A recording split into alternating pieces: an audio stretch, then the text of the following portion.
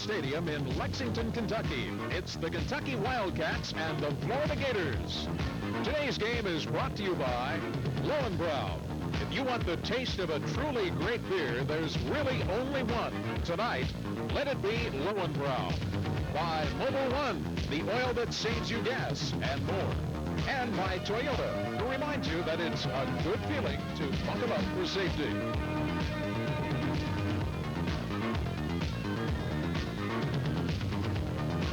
Hello, everyone. This is Randy Scott along with Dave Collins at Chile Commonwealth Stadium in Lexington, Kentucky.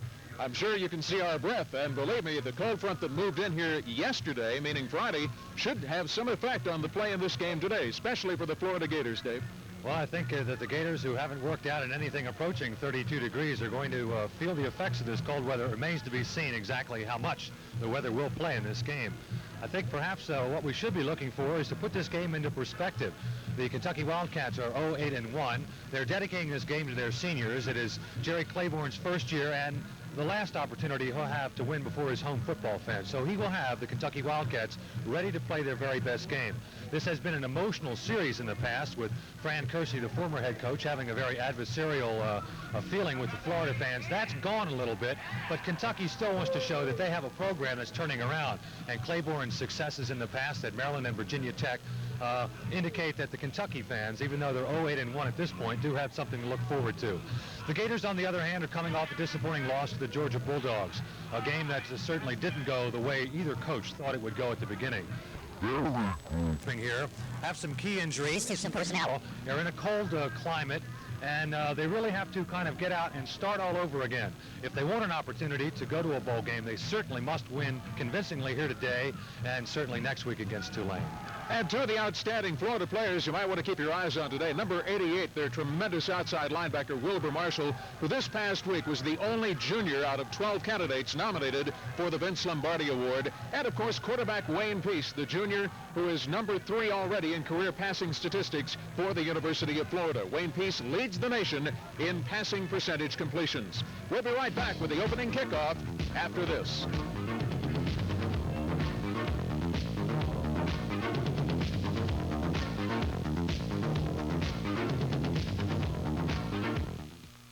Here's to good friends. Tonight is kind of special. Hi, guys. Well, look who's back. Must say something more. Okay, Paul Bunyan. Let's go watch some of this burn. You always work your guests this hard. You got enough strength left to lift a Lowenbrau? I'll use 2 hands. When you want the taste of a truly great beer, tonight, let it be Lowenbrau. I know the work's pretty hard, but the pay is not bad. Football flashback from Toyota. Oh, what a feeling. Bart Starr's name could have been coined in Hollywood, but he wasn't a Glamour College quarterback at Alabama, so he was not drafted until the 17th round by Green Bay. Bart made the Packers, but for most of the next 4 years, he played a backup role. Now, it's the Vince Lombardi era at Green Bay. Bart's short passing game blends well with Lombardi's controlled offense. He completes 57% of his passes over a 15-year career, and he's even better in the playoffs. Twice he appears in the Super Bowl. Twice he's the most valuable player. Not bad for a 17th round draft choice. He was born a star. Stardom was a struggle. Presenting power in motion, the Toyota 4-wheel drive truck.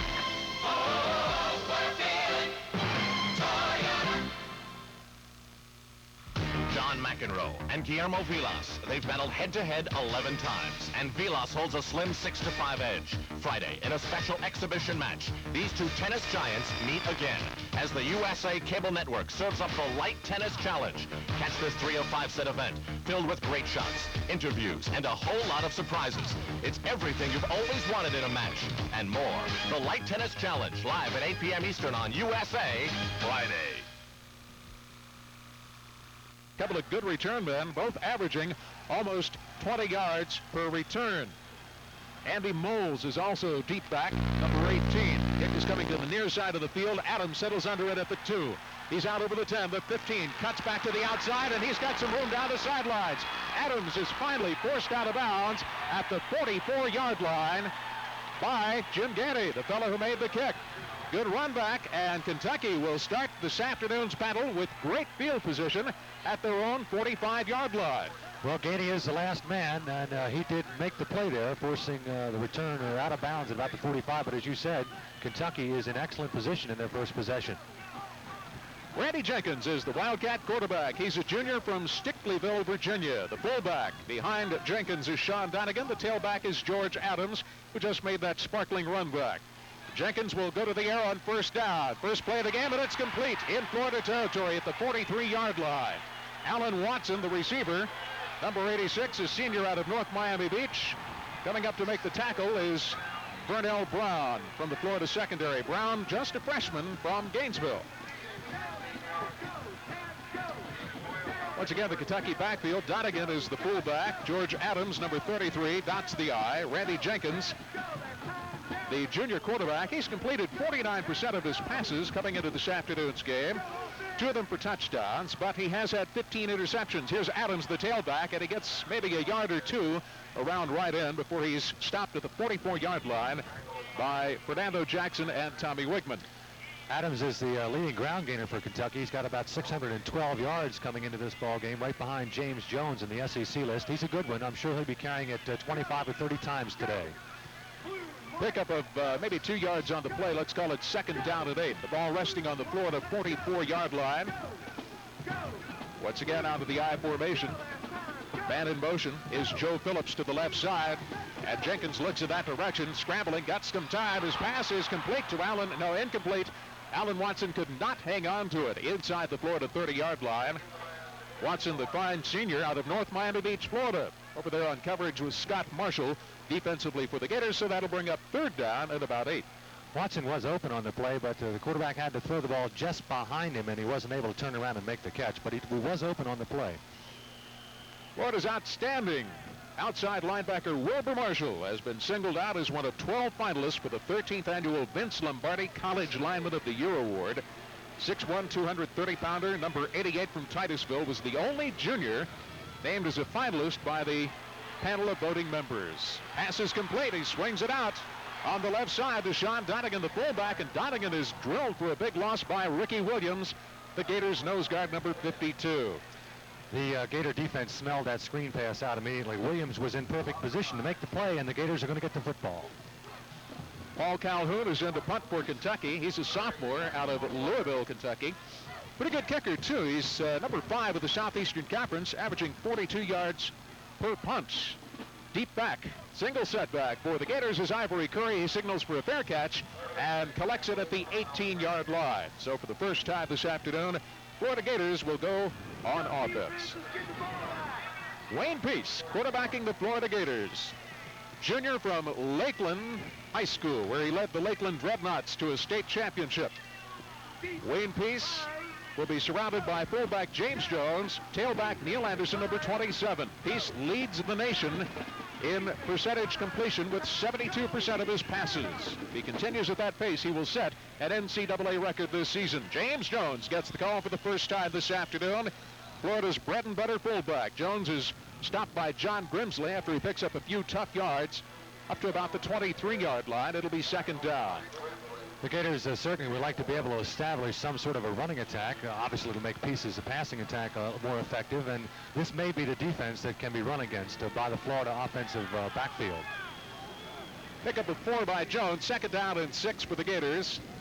Out of the I formation, receiver split to both sides, tosses back to his tailback Anderson, and Anderson is hit hard at the 25-yard line. Good pursuit that time by the Wildcat defense. Leading the charge, left tackle Efley Brooks, senior out of Columbus, Ohio.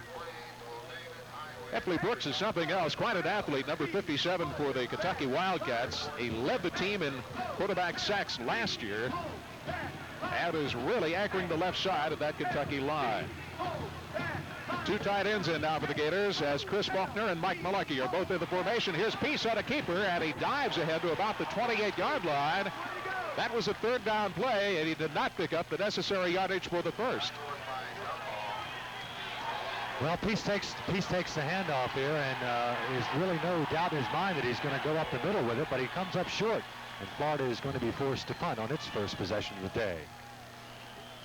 Ray Criswell, who has come on as a freshman, has done an outstanding job for Coach Charlie Bell as a punter. He is the number 4 punter in the Southeastern Conference. Criswell's averaging almost 44 yards per punt. Has a little trouble handling the snap from center. Gets off a good punt nonetheless. Criswell, receiver, brings it up out close to the 40-yard line. That's Brian Williams, a freshman who made the return, number 2. And once again, Kentucky on the exchange will have good field position, Dave Collins. We'll be back with more from Commonwealth Stadium in Kentucky right after these messages.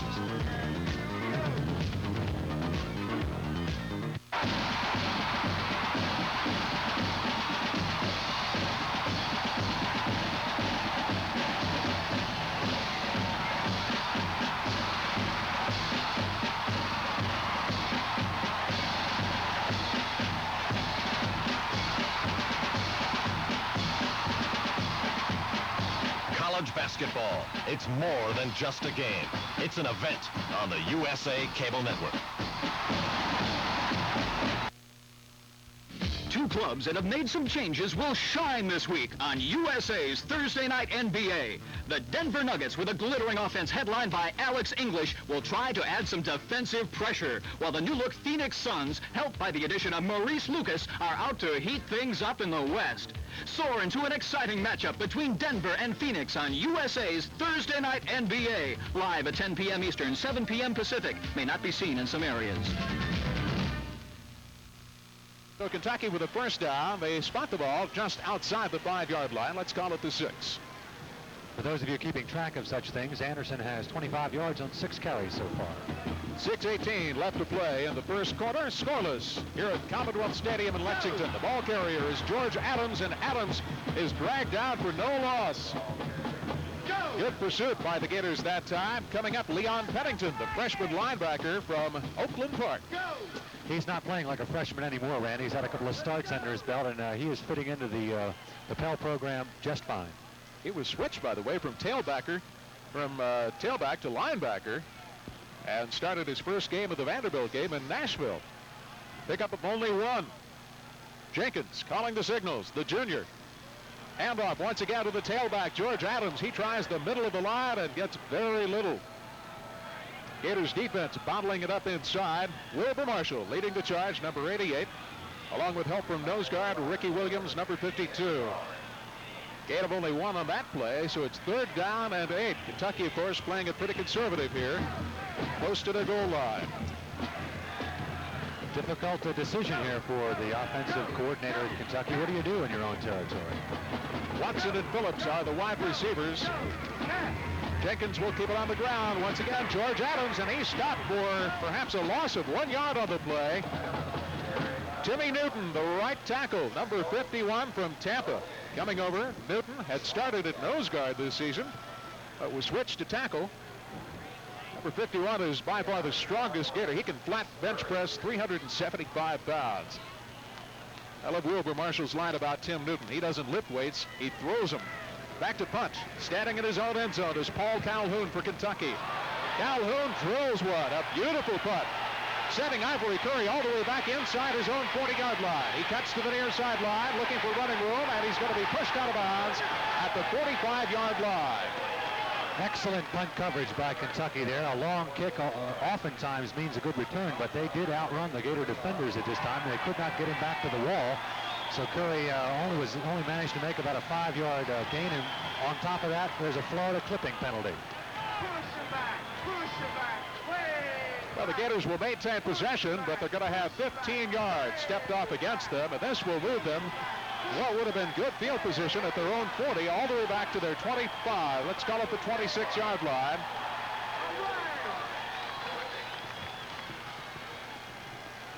'53-yard punt by Calhoun as he ripped that one in a spot where Kentucky definitely needed to make the swing. Take another look at the clipping penalty here. Wayne Peace did not have a good game against Georgia, but he still has a chance to set a new NCAA single-season completion percentage record. Peace goes to the air, sideline pass, intended for Chris Faulkner, and it's complete at the midfield line. Faulkner diving, somehow managing to keep 1 foot in bounds as he crossed the sidelines. Let's take another look at that one, David. They work on this timing play. Faulkner just goes flat out, makes one quick cut to the inside, then moves to the outside, and the ball is perfectly thrown, and a great catch by Chris Faulkner, and good field position now for the Gators with the first down. Faulkner, the senior tight end from Atlanta, Indiana. They got a pair of good ones in Faulkner and Mike Mularkey. Jones, the single setback. Fumble on the snap, and Peace falls on it. Covers it up immediately at his own 49-yard line. That may be a little cold weather there. Talking about Wayne Peace's completion percentage, 71.94%. Far and away the best among Division I quarterbacks this year. And if he can maintain that figure, he will set a new national collegiate record. In fact, California's Rich Campbell set the mark back in 1980, completing 70.7% of his passes. It's a second down and 12 now. The Gators just back in their own territory at their own 49-yard line. Neil Anderson and James Jones, the running backs. This is Anderson on the exchange. And the pass is complete to Mike Mularkey. Mularkey coughs it up. There's a scramble for the ball, and I believe the Wildcats may have recovered. They do. They pick it up at the 27-yard line. Mularkey was open on this play, and he actually did what you have to do with the ball to maintain possession. So when he was hit hard and coughed it up, he was laying there, and a Kentucky fella saw it first and fell on it. So we've had, 4 turnovers, right, or 3 turnovers to this point, and Kentucky is in fair field position at their own 27-yard line with 3:29 to play in the first quarter. Wildcat first down at their own 27-yard line. George Adams loses the ball, and a loose ball, and it's still up for grabs, and I believe Florida recovered. Well, Dave, we were just talking about all the turnovers, and immediately George Adams can't find the handle as he tries to take the pitch from quarterback Randy Jenkins, and it's Florida ball at the Kentucky 25-yard line. Turnabout is fair play, and Florida is in excellent position at first and 10 at the Kentucky 24-yard line. Keith Williams, the man who fell on the ball for the Gators, now by far with their best field position of the afternoon. Florida has had a pretty tough schedule. They've met 6 teams this fall that have been ranked in the nation's top 20 at some point during the season.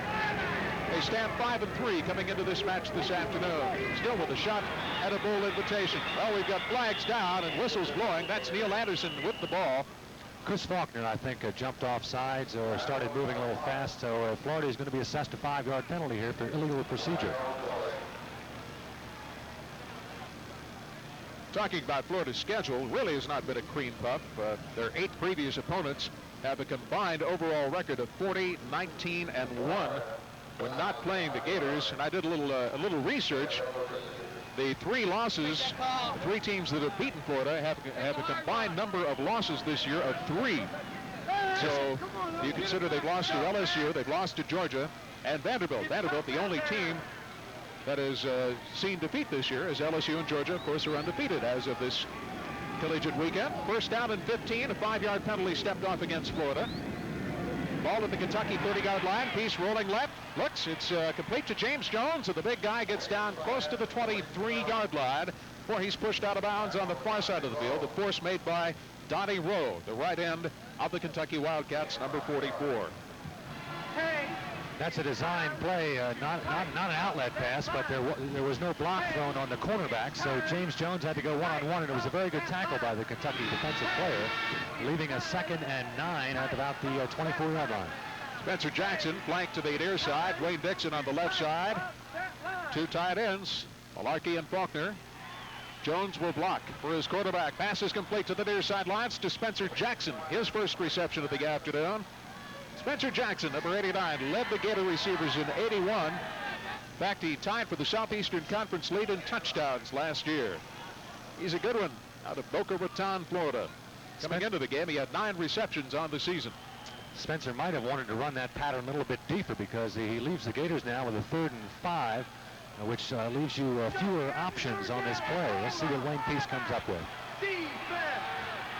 Defense! Defense! 3 wide receivers in the game for Florida as Peace looks to the left sideline. And this time he can't hook up with Jackson. Made a diving lunge for the ball at around the 13-yard line, but it was slightly overthrown. Spencer's 5'11" and played about 6'3", going for that ball. piece to this point is 4 for 6 for 58 yards. So what is that, 2/3, 66%. Well, we're going to see Jim Gainey trot onto the field and attempt a field goal from, going to spot it at the 26. Bob Huco will be the holder at the 26-yard line, so it's a 36-yard effort for Gainey. It's on the way, and it is good. So the Florida Gators have drawn first blood here in Kentucky, and we'll be right back from Lexington with the score, Florida 3, Kentucky 0.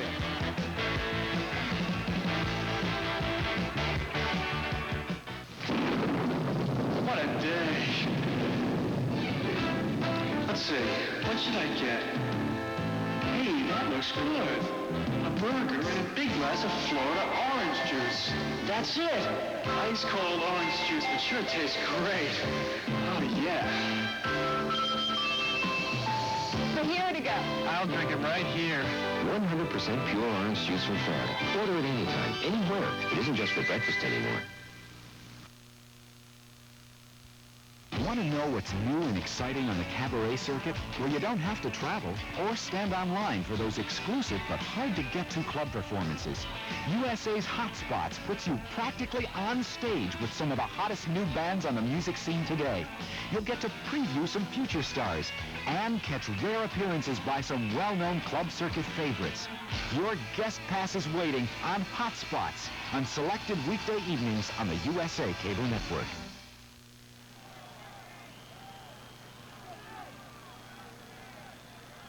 On a 36-yard kickoff, or rather field goal by Jim Gainey. The Gators have taken the lead, but Gainey's kickoff coming up to the short man at the 20-yard line. He breaks a tackle, and he's got room down the sideline. He's on his way into Florida territory, tripped up, and he goes down inside the 30-yard line. That's Chris Caudell. Brian Williams, check that, number 2, who's a freshman. He's only 5'9" from Middlesboro. Take a look at Brian Williams breaking tackles, almost to stop at around the 25-yard line, gets into Florida territory, and eventually trips over one of his own players. I think that's it. He had too many blockers. He didn't know what to do with all those people in front of him. So the Wildcats come storming back with good field position, and that brings this overcoat-clad crowd to its feet here at Commonwealth Stadium. Kentucky first down at the Florida 30-yard line. Adams and Donegan are the setbacks in the I formation. Man in motion is Phillips to the right side. Jenkins comes back to the left side and breaking a tackle and getting free, fighting for yardage almost back to the line of scrimmage, is Bobby Mangus, the tight end. Rob Mangus, senior from Toledo, Ohio. Up on the coverage for Florida, out of the secondary, Ivory Curry, and middle linebacker Fernando Jackson. Quite a play, but it all took place behind the line of scrimmage. They lose a yard. In fact, they lose 2 back at the 32-yard line. Second down and 12. Randy Jenkins saw lots of playing time as a sophomore. Began his varsity career here as a punter. He's rolling to the right side. He's got a receiver open, and his pass is complete at the Florida 16-yard line. First down, Rick Massey. Massey was able to move downfield and curl in front of the Florida defensive backfield, and Jenkins hit him perfectly. And Kentucky is now threatening to get on the board and make this a football game. Keep in mind, it's 43 degrees at kickoff time here in Lexington. Chilly college football afternoon. And the Gators now are being pushed back to their goal line by the Kentucky Wildcats, who have taken advantage of a good return on the kickoff. Hey, a little razzle-dazzle on the end around. This is Phillips. He's got some room down the right sideline, and he's met head-on at the 15. A jarring tackle. Joe Phillips, the wide receiver, was met by number 18, Tony Lilly, and we could hear that collision all the way up here, David. Well, it was a play designed to fake everybody out, and they did fake everybody out except the 2 guys who were supposed to contain that play, and they nailed him. And it was a gain of only about 1.5 yards, second and 8 for the Wildcats at the 14-yard line. There you get a pretty good indication why Coach Charlie Pell calls Tony Lilly the best free safety he's ever coached, and probably the best one of the Southeastern Conference. Number 2 tackler on this Florida Gator defense. Second down and 8 for the Wildcats. Jenkins now rolls to his left. Cocks that right arm, overthrows him out of the sidelines. Intended receiver, Rob Mangus, number 85, the tight end. Roger Sibbald, playing quarterback, did a very good job on coverage there. Actually, Jenkins didn't have much of a target, and he as much as threw it away as anything else. That'll bring up third down and long. They need 8 for a first down as they spot the ball at the Florida 14-yard line. Last week, Florida's defense was on the field for 101 plays. And like Charlie Pell says, no defense can hold up for that length of time against an opponent like Georgia. Big play here for the Kentucky Wildcats. Adams, the tailback, and he's got room. Adams will score. George Adams scores his 5th touchdown of the season. Taking the handoff, finding a huge hole in the right side of the Gator defense, following his left guard, and Adams rips in to put the Wildcats ahead with 1:14 left to play in the first quarter. Execution is the name of the game, Randy, and Kentucky out-executed Florida on this particular play, and it's an easy touchdown. Take another look at it here. You can see plenty of room for Adams, and he just rumbles untouched into the end zone, and Kentucky is on top, 6-3. Freshman Chris Cardell will try the extra points. Cardell's boot is through the uprights, and Kentucky has gone out to a 7-3 lead. Give me a team! Give me an S! Cats! Cats! Cats! Cats! All right!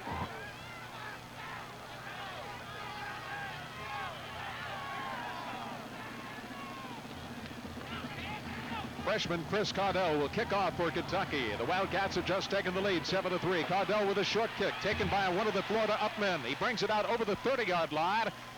Down around the 32, there's a stack of bodies. Short kick by Cardell was taken by one of Florida's upmen.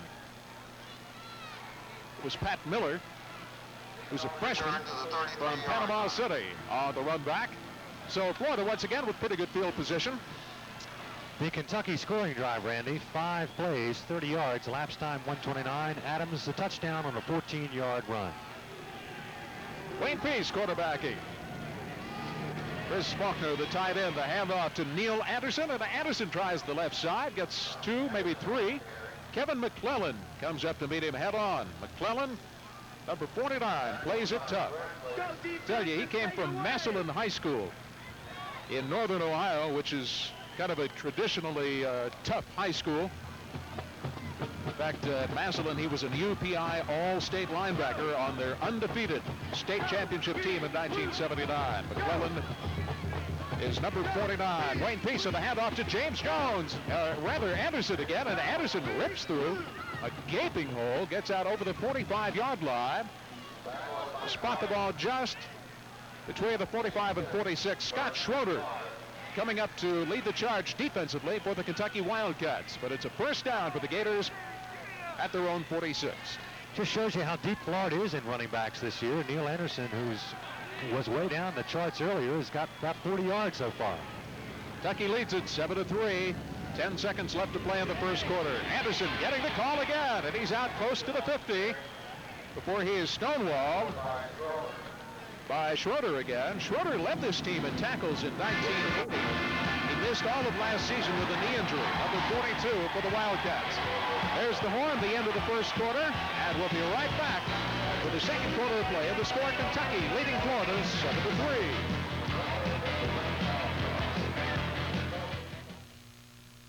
I'm Paul Williams, composer and Grand Prix driver. This is the 1983 Celica GTS, some good-looking car, and excuse the expression, it isn't short on performance. What's this? That's Paul.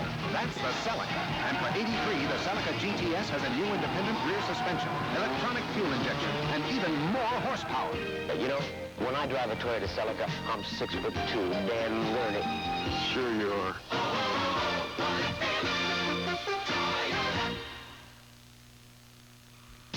It's a face-off between 2 divisional contenders. This Tuesday on a special edition of USA's exclusive national coverage of the NHL. The powerful Montreal Canadiens, who have scored big by making some changes, battle the red-hot St. Louis Blues, a club that's rolling on some early season momentum. Check into USA's special edition NHL. Montreal and St. Louis, live at 9 p.m. Eastern. Our coverage will not be seen in the St. Louis area. Ready for the start of the second quarter. Florida trailing Kentucky 7-3.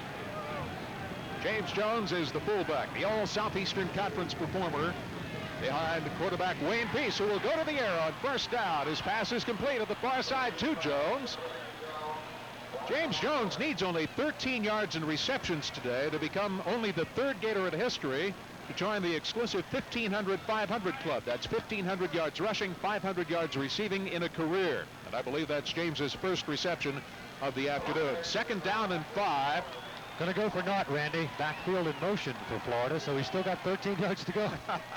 Procedural call is going to be walked off against the Gators. Now, speaking of records, sometime during this game, quarterback Wayne Peace should pass former Gator quarterback Steve Spurrier on the career completion list. Coming in, Wayne had completed 386 passes, which was only 6 shy of Spurrier's record at 392. And barring injury, of course, Peace has another season to add to those already impressive credentials. Well, the walk-off brings up a 2nd and 11 situation. Perhaps a different play was called in the huddle. Chris Faulkner. James Jones, the lone setback. 3 wide receivers in for Florida. And he goes to the Peace Corps. His pass is complete over the middle to Dwayne Dixon, the Gators' leading receiver. Dwayne Dixon, 6'2", 207-pound junior. By the way, the brother of Hewitt Dixon, former Oakland Raiders star. Dixon has turned out to be one of the most pleasant surprises for the Gator program at Alachua Santa Fe High School. Dixon has a habit of getting open, and he makes a real nice move after catching the football to make a couple of extra yards, and the Gators are 3rd and 2. And on a 3rd and 2, they send Spencer Jackson wide to the left side. Dixon's flanked to the right. Neil Anderson back at a tailback. Anderson is got. Neil Anderson got nowhere. Scott Schroeder, number 42, came flying through there. Somebody missed Schroeder. Whoever had the responsibility to block Scott Schroeder missed the call. And Neil Anderson is short of the first down yardage. That'll bring up a punting situation for Ray Criswell.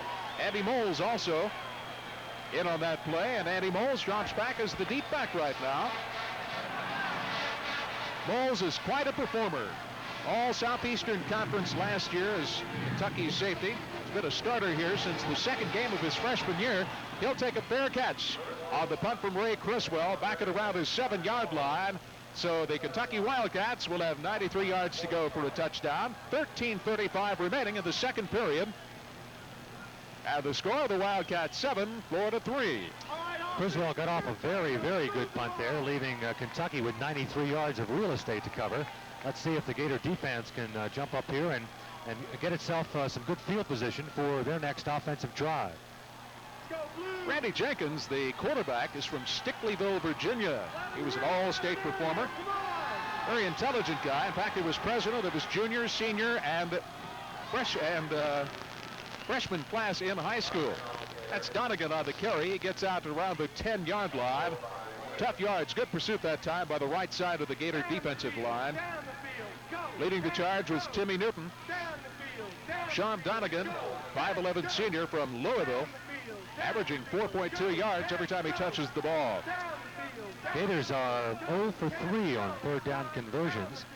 A piece at this point, 5 for 6 for 67 yards. 2nd down and 6. Kentucky's offensive line was hit very hard by graduation last year, and that was a major concern of Jerry Claiborne. Here's Adams, who scored the touchdown, dancing around, looking for a hole, finally finds a little daylight before Ricky Williams drags him down at around the 15-yard line. Adams is a good one. He has a way of finding the hole. He didn't need much help on the touchdown run, but there he did everything on his own. He's the leading rusher of this Wildcat team. They spot the ball at the 15-yard line. That'll bring a 3rd down and 2 situation up. Getting the signals from the sidelines. Having a little trouble. They have 3 running backs in the backfield. And on the option pass, this is Adams. He looks downfield, and it's overthrown for Rob Mangus, the tight end, on the near sideline. Little razzle-dazzle there for that's the 2nd razzle-dazzle. They had a tight end around. Let me get it right here. Earlier, and this time the option pass, and it was just overthrown. Actually, the receiver was well covered. So the Gators should come up with some good field position here, barring a 70-yard punt. Calhoun in. He drilled a 53-yarder at his last effort. Calhoun is a sophomore, averaging 42 yards a punt coming into this game. This one, Ivory Curry will settle under at the 47-yard line of the Kentucky Wildcats. Good field position for the Florida Gators. James Jones is the lone setback behind quarterback Wayne Peace. And the Gators take over in Kentucky territory. Dixon with a pass complete at the 40. Still on his feet, and he's drilled from behind at the 36-yard line. Wayne Dixon, the Gators' leading receiver. Not only does he have tremendous hands, he's a fine upfield blocker. Watch Dixon's move here after he catches the ball. He cuts back to the inside, and he thinks he's got open field, but he doesn't see these two guys behind him. And hello, welcome to the SEC, Dwayne. First down for Florida at the Kentucky 36-yard line. Gators with the drive underway. They trail 7-3. Jones and Anderson in the I formation. Anderson is, well, it's a good fake to Anderson. Peace with a pass, and it's intended for Faulkner, but Chris couldn't hold on to it. At around the 10-yard line, and you see Florida head coach Charlie Pell dressed not the way he normally would be on the sidelines of this game were played in Gainesville. Randy, Wayne Peace is back on target with his passing statistics. At this point, he's 6 out of 8 for 79 yards, and the Gators are driving. Gators have not won out of the Sunshine State since they played LSU in the 5th game of last season. Here's Peace with a handoff to Anderson, and he finds a hole. He's tripped up.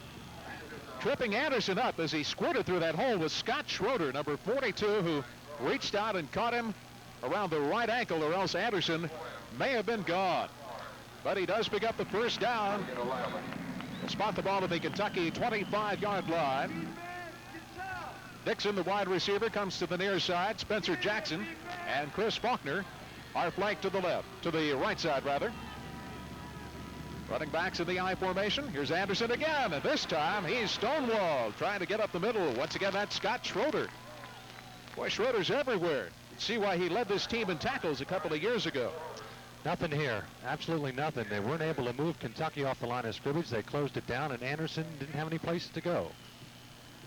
So that'll bring up 2nd down and 8. Ball at the Kentucky 23-yard line.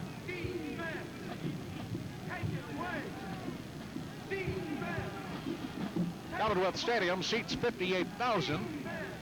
Not a full crowd on hand today. Wayne Peace looking for a target. At the near sideline, he finds his big fullback, James Jones. I tell you, Jones is the all-around back. He is the all-purpose fullback. Could be the premier fullback in the Southeastern Conference, if not the nation. Almost certainly a first-round draft choice when the NFL draft comes around next year. Number 30 for the Florida Gators. Jones, 3rd down and 3. Jones not the primary receiver on this play. They're looking for Spencer Jackson, but he couldn't come open, and Peace took what he could get on the sideline. And I tell you, he hung a rope out there, too. It is a 3rd and 3. Big play for the Gators, possession-wise. Anderson, legs turning, gets down close to the 15-yard line, and this is going to be close. Well, prior to that carry, Anderson had 11 carries for 51 yards, so he's up over 50 here before halftime, and the Gators are close to a first down. Not close enough to call it without bringing the chains on, however. Neil Anderson, in his senior year in high school, scored 22 touchdowns. Highly recruited, very intelligent player. In fact, he was ranked 7th in his class. And he showed a lot of class on that run. But did he get the first down? Yes, it is. First down for the Gators. So this, so far, their deepest penetration of the afternoon. They are at the Kentucky 15-yard line and knocking on the door. 10-16 left to play, 2nd period. Kentucky leads it 7-3. Peace all the way at quarterback. Hand off to the first man through. That's Jones, the big fullback. And he busts down to the 12-yard line. Scott Schroeder coming in to make the stop again. Schroeder very active at Kentucky defense today. Take a look at the Wildcat. And look at some of the bundled up Wildcat fans on hand here this afternoon. So far enjoying a Kentucky lead, 7-3. Cats looking for their first win of the 1982 campaign under new head coach Jerry Claiborne. 20 years as a head coach, 10 at Virginia Tech, 10 at Maryland. Coming back here to his alma mater this year. This is Wayne Peace.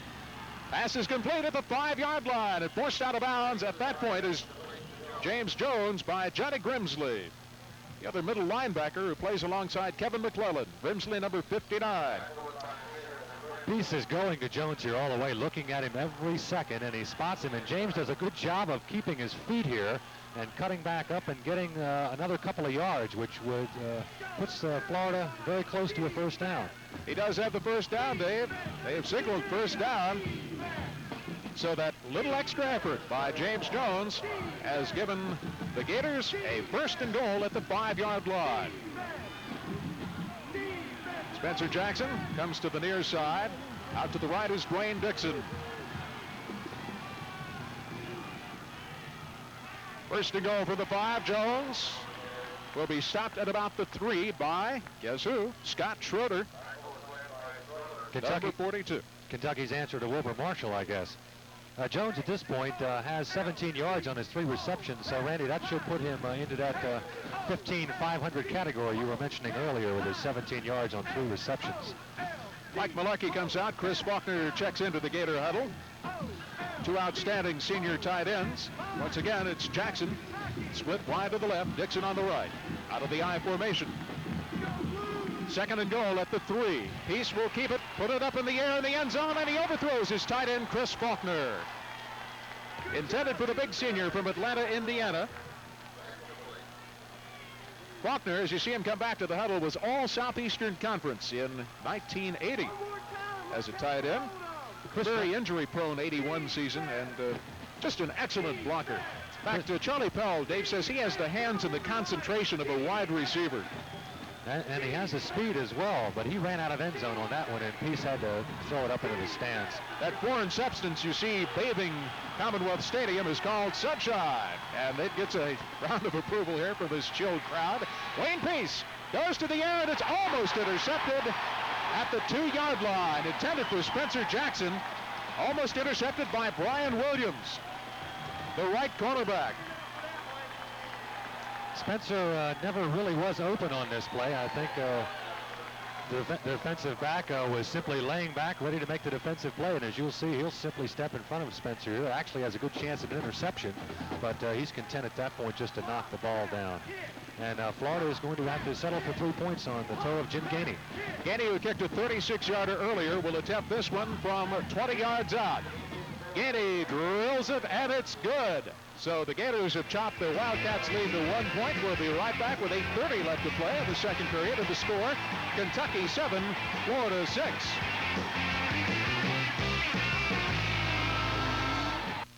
Used to be friends. Tonight is kind of special. Congratulations, you coached a pretty mean game. Well, I had a pretty good teacher. Did it teach you to learn about the winning coach buying the loan, Brown? You got it. Give me 10 minutes. I gotta go yell at my players. When you want the taste of a truly great beer, tonight, let it be Lowenbrau. So tell me, what'd you say to your teacher? Told him we were outcoached. Let it be Lowenbrau. Of the best-selling motor oils today, 14 now save gas. But only one saves gas. Offers cold weather starting down to 35 degrees below zero. The best protection under extreme heat. And has the ability to take you 25,000 miles between oil changes. Only one. Number one.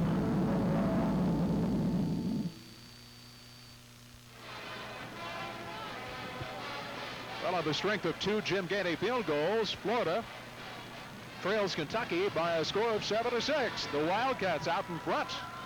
And when this score is flashed around the country, should raise a few eyebrows. Andy Moles and George Adams are the deep backs.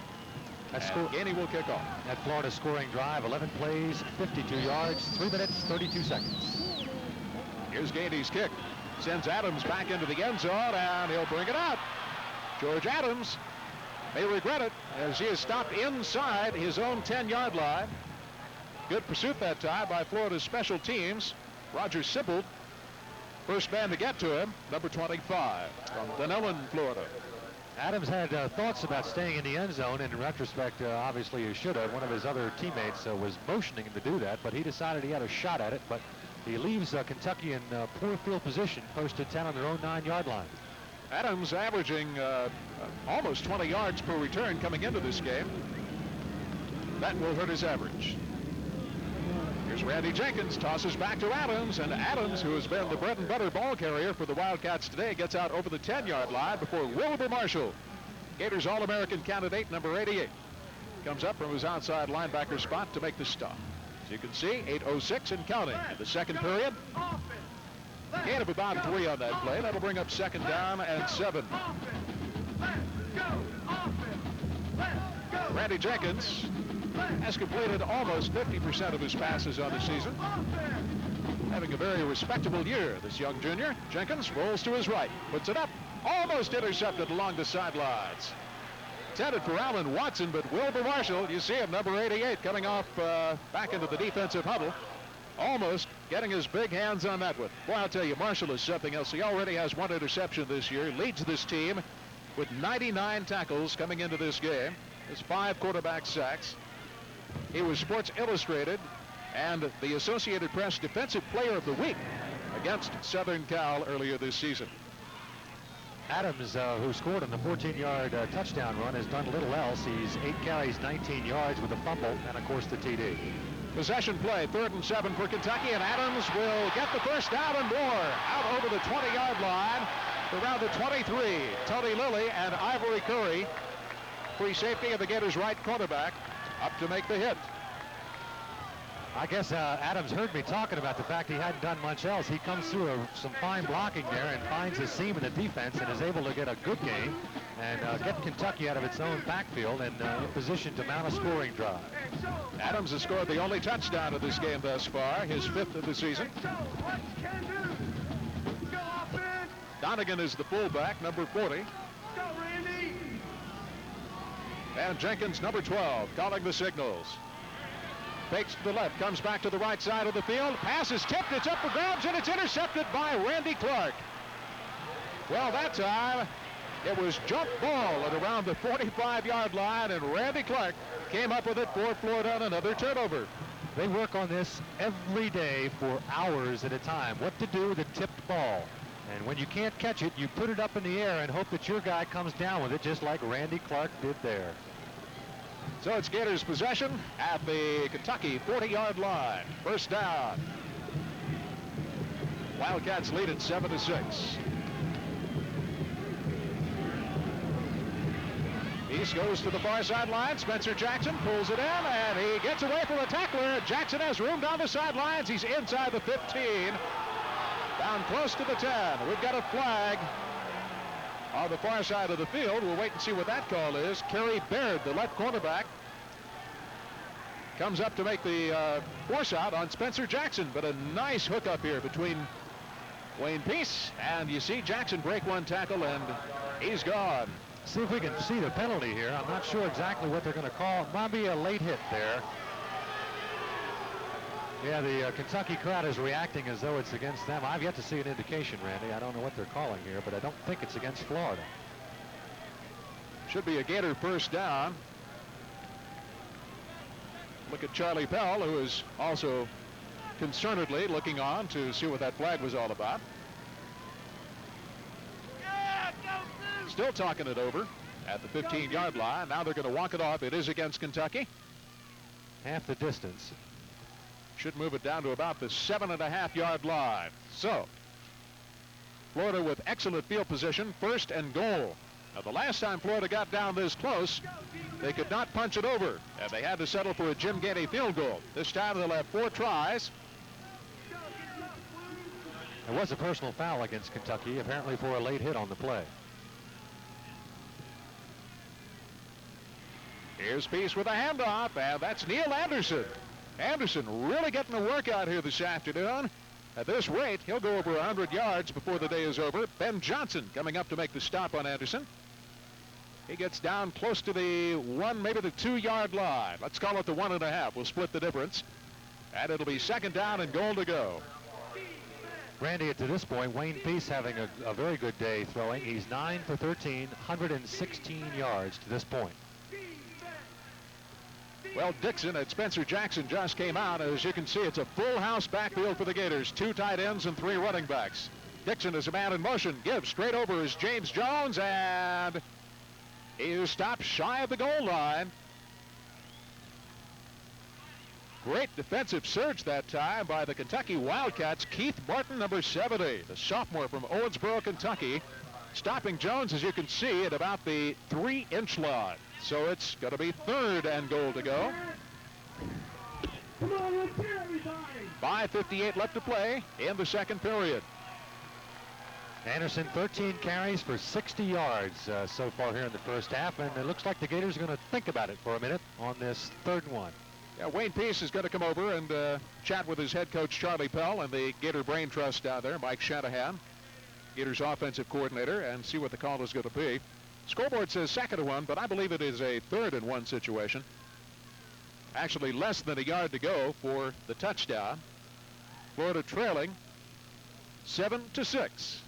Kentucky scoring late in the first quarter to take the lead 7-3 when George Adams ripped a 14-yard run. You see the Gator, who's Albert has captured himself a Wildcat cheerleader. Good job, Albert.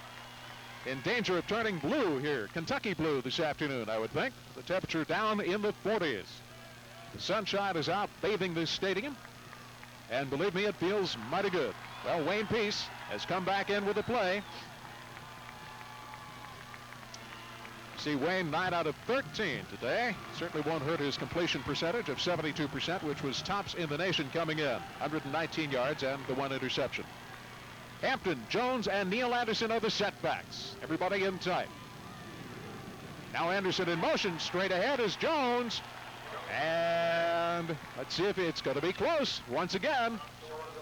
Kentucky has stonewalled Jones just shy of the goal line. Chris Ferentz, number 55, and Keith Martin. A couple of big guards in there to... Well, we had a flag on the play to hold everything. Offsides against Kentucky was a preliminary indication, so that's going to give the Gators another crack at it. Going to be mighty tough to walk off half the distance. It takes 4 laces, I think. 4 laces is what half the distance is. So Florida will get another crack, and it'll be 3rd down again for the Gators. You can see the ball just inches away from pay dirt. Once again, everybody in tight. Straight ahead, and once again, Jones bounces off bodies and is stopped by Scott Schroeder, number 42. What an inspired Kentucky Wildcat defensive stand here at their goal line. Well, earlier on, Florida was winning the game at the line of scrimmage, but look at this surge here, and Jones is met behind the line of scrimmage. Excellent defensive play, and that does bring up a 3rd and 1 for the Gators now. Well, about 6 inches away, actually. Happy Kentucky fan, he's fired up. Once again, Gator offense is huddled in tight. Straight over is Anderson through the air. Neal Anderson leaps in with his first touchdown of the 1982 season. The freshman from Graceville took the air route. Well, after the Gators couldn't get it on the ground, they decided to go through the air. And now it would appear as though they're going for the 2-point conversion. This is right out of the old Herschel Walker playbook. Let's get up in the air. Herschel gets another foot higher than that, but Neal's only a freshman. Let's give him a chance. So nice for the play. first time this afternoon, Florida goes on top by a score of 12-7. And it would appear that they are. Wayne Peace is in the huddle with his offensive backfield, so they're going for the 2-point conversion. At 4:46 left to play in the second period. Neal Anderson on a 1-yard, we'll call it 1 yard. It was actually inches. Here's James Jones with a reception, and he's not going to get in. They tried for the 2-point conversion on the pass to Jones. And he is pushed out of bounds at the far side of the field. We'll be right back with a score. Florida 12, Kentucky 7.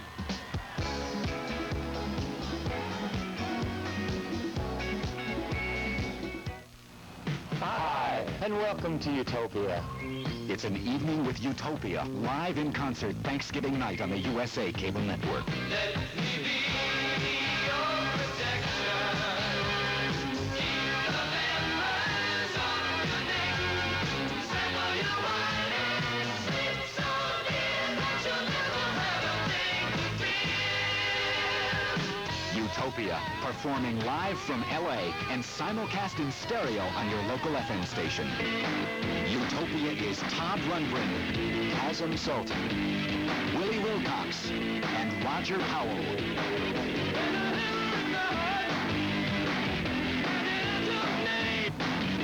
Catch us live Thanksgiving night on the USA Cable Network, 11 p.m. Eastern, 8 p.m. Pacific. Check your local record store for the FM station in your area that will simulcast this program.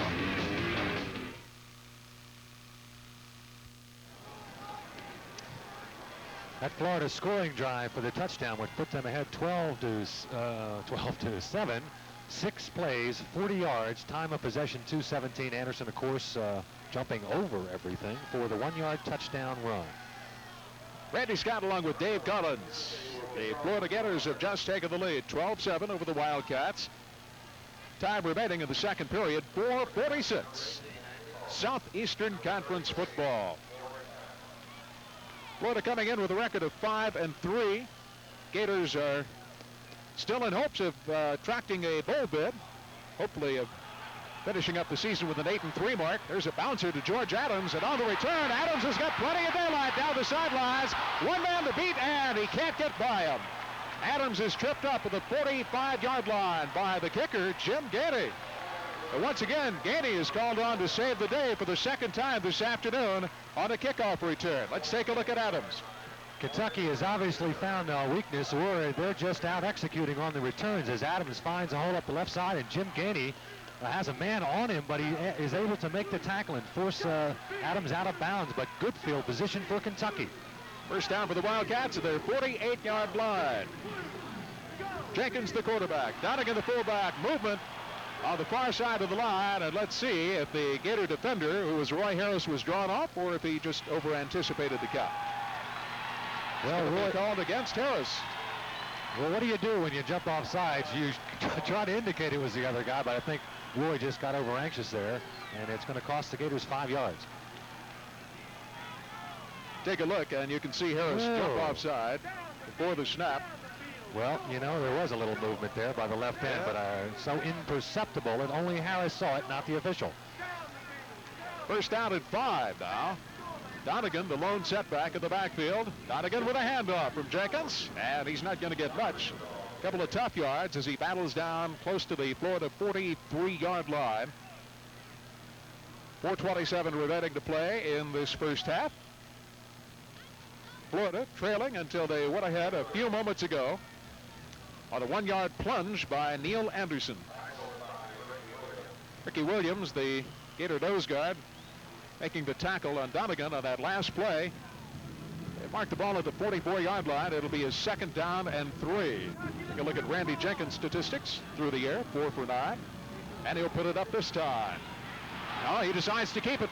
Good coverage that time by the Florida secondary. All of his receivers were covered.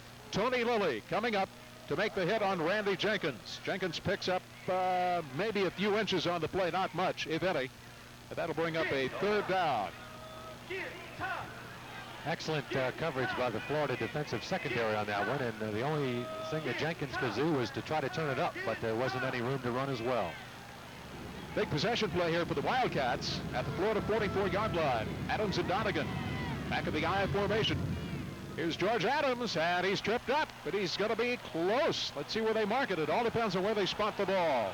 He tripped on the way through the line of scrimmage there, and I think the official very correctly marked that ball about a foot and a half short of a first down. Well, there's no doubt what 50,000 Kentucky Wildcat fans want Jerry Claiborne to call. But he's going to play it safe, close to the vest, and send in his punter, Paul Calhoun. Ivory Curry drops back for the Florida Gators as the lone safety. Calhoun, it's a fake. Calhoun with a pass, and it's complete. That's Mangus, the tight end. Mangus will go in for a touchdown. Paul Calhoun, the sophomore. And on the fake, Calhoun completing the pass to Rob Mangus, the big tight end. Mangus scores his second touchdown of the season. Let's see it again. What do you do when you're 0-8-1 and a 4th down and 6 inches? Of course, you go for the touchdown, and it works to perfection. Only player having a chance at the tackle, Ivory Curry, a good block in front, and it's 6 points for Kentucky, and they're back on top, 13-12. And Jerry Claiborne is he wants everybody off the field. I'm not sure what he's trying to do. He's looking for a timeout here. I think they want to talk about a 2-point conversion effort. Yeah, it's a timeout for Kentucky as they're going to mull over the possibilities here, ahead by 1 point with 2:40 to play in the first half, and what the advantages are of being ahead by 3 versus 1 at this point in the football game. But suffice it to say, the Kentucky Wildcats have pulled one more rabbit out of the hat and caught the Gators looking for a punt, and it's 13-12 Kentucky. And right now, the Kentucky Wildcats have got to be congratulated for some innovative play calling. Well, Mangus is their leading receiver, and I'm sure the Gators were aware of that fact when he checked into the huddle on the punts. But a perfectly executed fake is pulled off by punter Paul Calhoun, and you can see Charlie Pell's reaction on the sidelines. Well, they're going to go for 2. Sean Donegan is in as the fullback behind his quarterback, Randy Jenkins. 13-12, Kentucky has gone back on top with 2:40 left to play in the first half. Jenkins, under heavy pressure, gets a pass into the end zone, and it's complete. No, they say he was out of bounds. Well, he made the reception, but he stepped out of bounds, was not able to keep those feet, either foot, in the end zone. Rick Massey was the receiver. Take a look again as Jenkins puts it up. Perfectly timed, and Massey's feet come down out of bounds. So the 2-point conversion fails. Nonetheless, Kentucky has gone back on top in what has turned out to be a rip-roaring SEC contest here in Lexington this afternoon. That scoring play, Randy, 4 plays, 52 yards, time of possession, minute 32. Calhoun to Mangus, 43 yards for the touchdown. Calhoun now the leading passer on the Kentucky offense. Chris Caudill, their freshman kicker, will send it into Gator territory. By the way, Caudill has turned out to be a most pleasant surprise for Jerry Claiborne. He was a walk-on. Lorenzo Hampton and Neil Anderson are back to receive for Florida. Take a look at Caudill, 5'10", 168-pounder. Couple of burners back there around the Florida goal line, and Hampton and Anderson. This kick is going to come up short. It's bounced. It's a loose ball. A little trouble with the handle is Hampton. He picks it up and manages to get out to about the 23-yard line. That's Lorenzo Hampton almost coughed it up.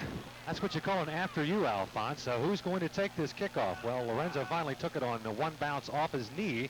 And fortunately, Florida was able to maintain possession, and it's 1st and 10 at their own 24-yard line. You know, Dave, as you look at the Wildcats, we have an injured Gator. Shaking up on that play was Ron Moten, freshman linebacker from Clearwater, as they help Ron, special teams player, off the field. Jerry Claiborne has this Kentucky team sky high this afternoon. They are really psyched up for their last home game of the season. I think it's a matter, Randy, of being loose. They've got nothing to lose here. 0-8-1 and no place to go. Maybe this is their bowl game, their final home game before their Kentucky fans. And they've got a tough one next week against Tennessee up in Knoxville. So this is their opportunity to win. All right, James Jones is the lone setback. Wayne Peace. Gators have first down at their 24-yard line. And off to Jones, and he finds a big hole. Gets almost 10 yards of the carry. Tremendous, versatile guy. Run, he can catch, he can block, he can even pass. In fact, he's 1 for 1 in the passing department this year. Going without a huddle, the Gators obviously want to get on the scoreboard here. 2nd down and 1, and Wayne Peace through the air has the first down. That's Gary Roll, reserve wide receiver. Transfer from West Point. Dave Lyons made the force out on the far side of the field. Gary looking for the sideline as soon as he caught the football, knowing that he wanted to conserve some time, and he did the right thing and got out of bounds to stop the clock. bringing up a first down and 10 for the Gators on the 44. Talking about Gary Roll and the fact that James Jones, the fullback, was 1 for 1 of the passing department. Roll was on the receiving end of that pass. First down, Florida at their own 44-yard line. Handoff. Jones. And he gets a few tough yards. Up across the 45 out to maybe the 48-yard line. Scott Schroeder, John Grimsley teaming up at the tackle. Once again, the hurry-up offense out here for Florida with 1:49 remaining. Spot the ball at the 47-yard line, and Wayne Peace will put it up quickly. It's complete to Gary Roll, coming in from the right side. Loose ball, and I think they're going to rule that Roll was already on the ground. That is the situation. Once again, Broughton Lang comes in now as a wide receiver on the left side of the field. Peace is 10 for 15 for about 140 yards unofficially.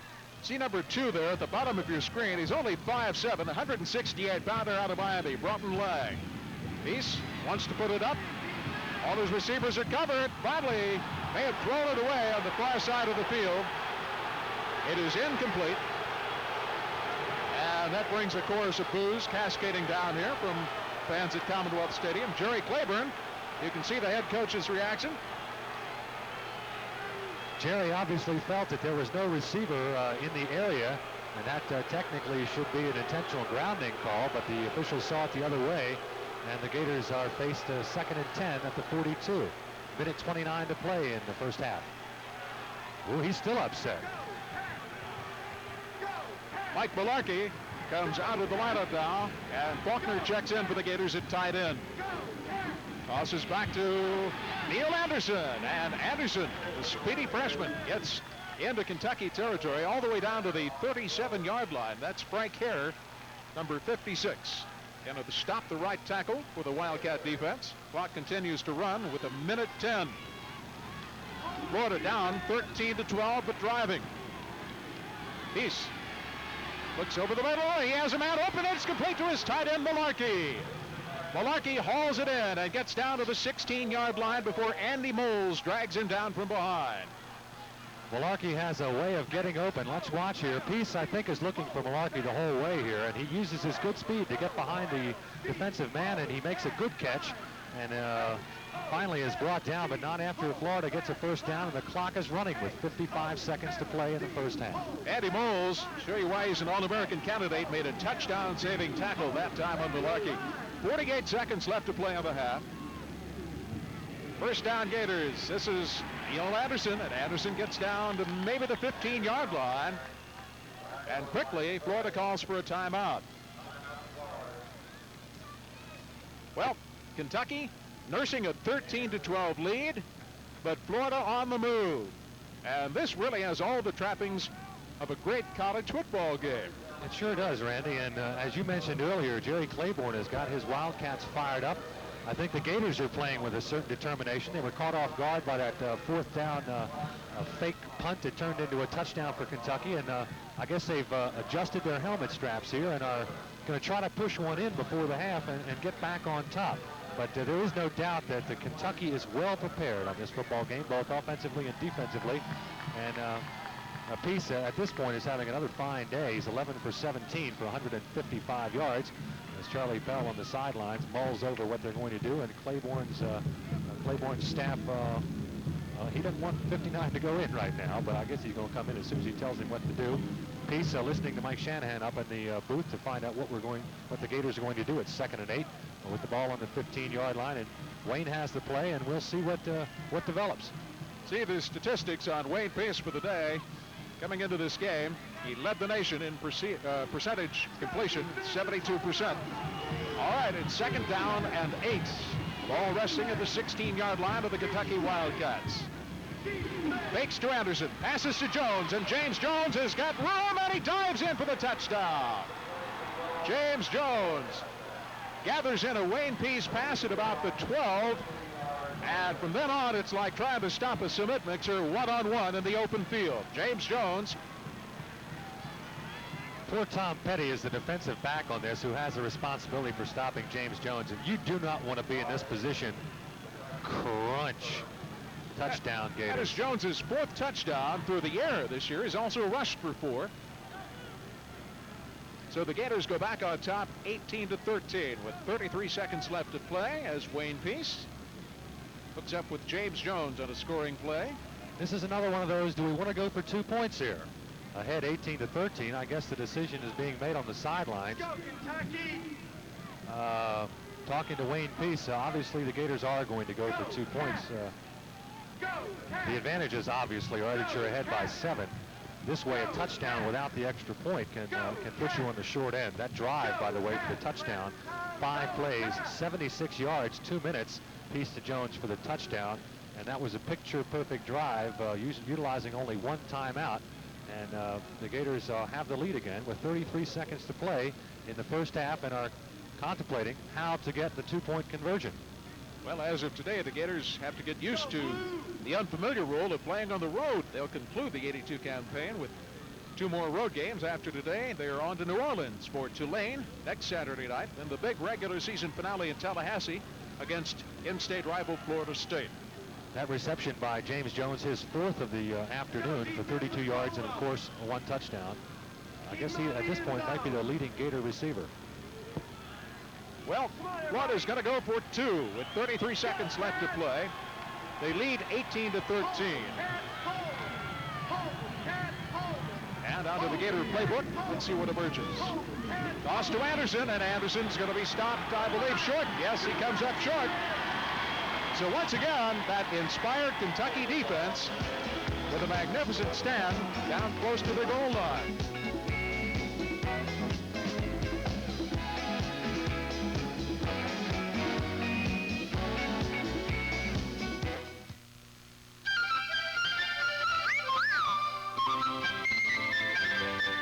Fresh and clean as a whistle. That's Irish Spring. Fresh and clean as a whistle. Irish Spring's green and white stripes have 2 truly effective deodorants. 2 deodorants. And a fine, fresh scent. So you're fresh and Clean as a whistle. Irish Spring deodorant soap gets you fresh and clean as a whistle. And here's your room guarantee. And only Holiday Inn gives you this no excuses guarantee. Everything in your room will be right, or we'll make it right, no excuses. Or that night you stay free. Enjoy your stay. Thank you. You don't get this guarantee from any other hotel chain, not any one of them. And this guarantee comes from every one of us at Holiday Inn to you, because we want to take care of you. We give you a guarantee, not excuses. So Florida will kick off with a 5-point lead and 33 seconds remaining in the first half. Jim Gainey, the senior from Gainesville. Kentucky does have 2 timeouts left, and if they can get some decent field position here, you would think that Claiborne would try to get a score. Anderson, by the way, for the Gators, 14 carries, 73 yards here in the first half. Excellent offensive showing. Gainey keeps it on the ground. It gets by 1 Wildcat player. Another short man picks it up, comes out across the 30. Ball popped loose for a moment, I believe. Yeah, and Florida's claiming that they have the ball. Well, let's wait and see. As they unpile the bodies, yes, Roger Sibbald. Roger Sibbald comes up with a pigskin for the Gators with 23 seconds left. And they are 27 yards away from the Kentucky goal line. With no timeouts, Randy. So I would guess that Jim Gainey is getting his right foot ready for a field goal. Well, the clock will start on the snap of the ball, and there are 23 seconds showing as Wayne Peace hurries into the Gator huddle. See James Jones, number 30. Let's go defense! Let's go defense! So on the fumble, the Gators have good field position. This is James Jones, gets down to the 23-yard line, and now racing out onto the field because they have no timeouts is the Florida field goal team. Jim Gainey, holder Bob Huco, they're lining up quickly, trying to get players off the field. We have 8 seconds. 7. He'll spot it at the 30-yard line. Gainey's 40-yarder is on the way. They get it off, and it's going to be wide to the left side. No good. Well, that causes the clock to expire, and we've completed the first half of an exciting Southeastern Conference football game here in Lexington, Kentucky. We'll be right back with another exciting 30 minutes of play. The score at the end of the first half, Florida 18, Kentucky 13.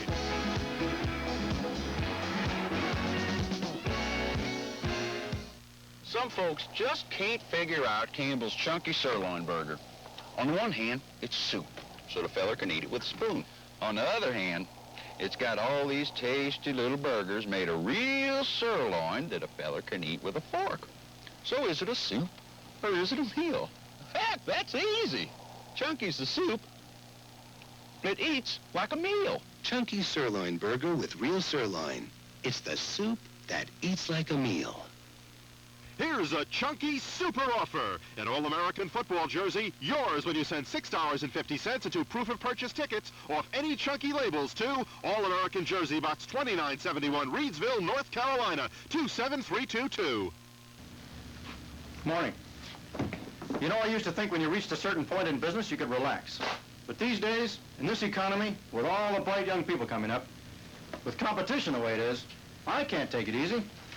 I still start every day early, and I still start it with the Wall Street Journal. The Journal tells me everything important going on in business that can affect me and my company. Everything I need to know. It gives me a running start every business day. I can't afford to be less informed than anybody I do business with, outside my company or in it. The Journal makes sure I'm not. Excuse me. Got to do my required reading. Get all the business news you need when you need it. Get the Wall Street Journal. Delivered every business day for 6 months for $47. Just 37 cents a day. Phone toll-free 800-228-2230. That's 6 months, $47, only 37 cents a day. Phone 800-228-2230 now. Plenty of excitement to spare when USA brings you bowling's best in the Syracuse Open. Catch the PBA on USA at 8 p.m. Eastern tomorrow. This is the USA Cable Network. We take a look at the first half statistics here, David, and they reveal, as we pretty much suspected, that Florida has a slight edge in most categories. That they do. Florida has an edge in first downs, of course in the score, rushing yardage, passing yardage. Total yardage, passing piece 13 for 18, as opposed to a 5 for 11 for the Kentucky offense. Punting, Florida is dominating the game both statistically, and although they're not dominating the scoreboard except by 5 points, they do have a wide edge in all of the key categories. So we'll see what it develops here as Kentucky will kick the ball off to Florida to start the second half.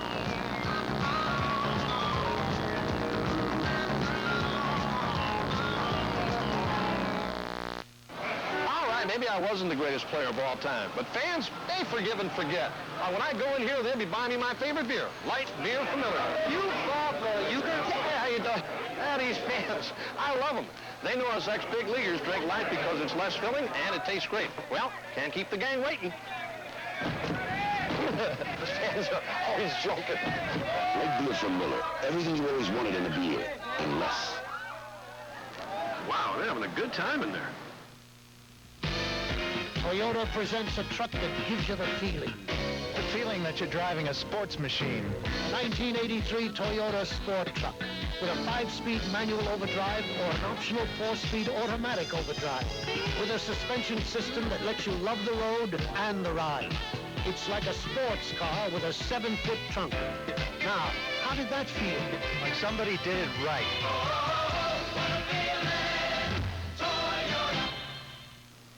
Computers for the home are really popular items.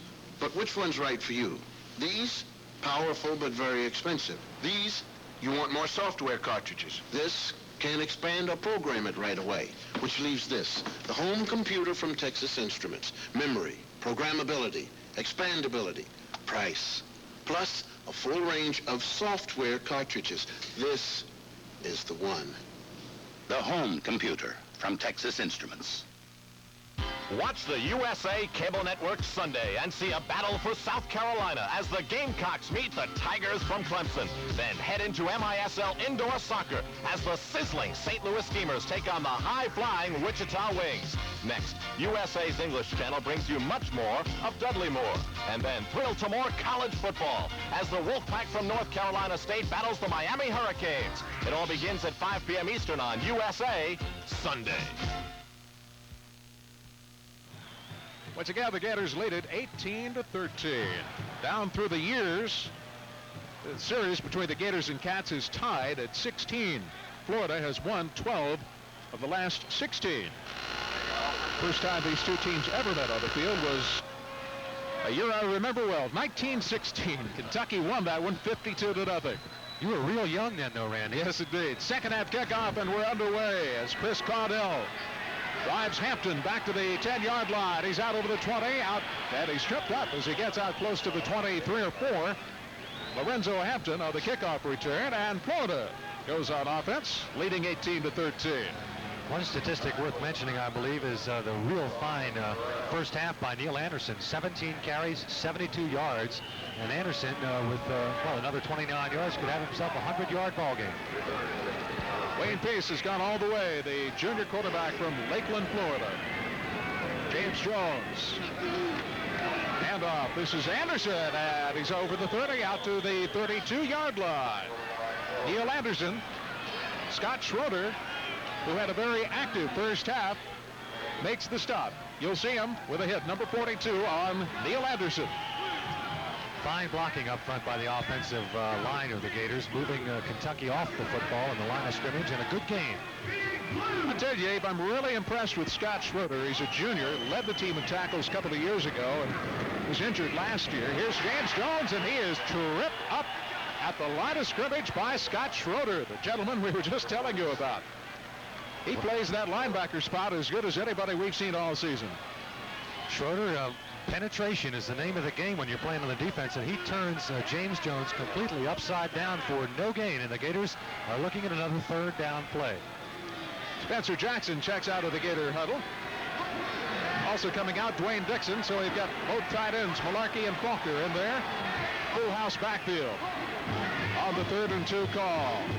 Getting the call is Anderson, and he stopped momentarily at the line of scrimmage, but second effort may have gotten the first down. He's out close to the 35-yard line, the nose of the ball, just shy of the 35. Schroeder, again, along with Keith Martin on the stop. Schroeder again with excellent penetration. He actually did a leg whip there and caught Anderson, but I think the second effort has got a first down for Florida. It is a first down. Gators have outrushed 6 of their 8 opponents coming into this game. From their own 35-yard line, again Anderson, and he gets 3, maybe 4. Coming into this game, Anderson was averaging 3.8 yards every time he touched the ball. Scored his first touchdown as a Gator this afternoon in the second period. Schroeder again in on that tackle. Even though he plays off the line of scrimmage, he seems to get into the backfield about as much as anybody. From their 38-yard line, it is second down and 7. Peace, straight drop back.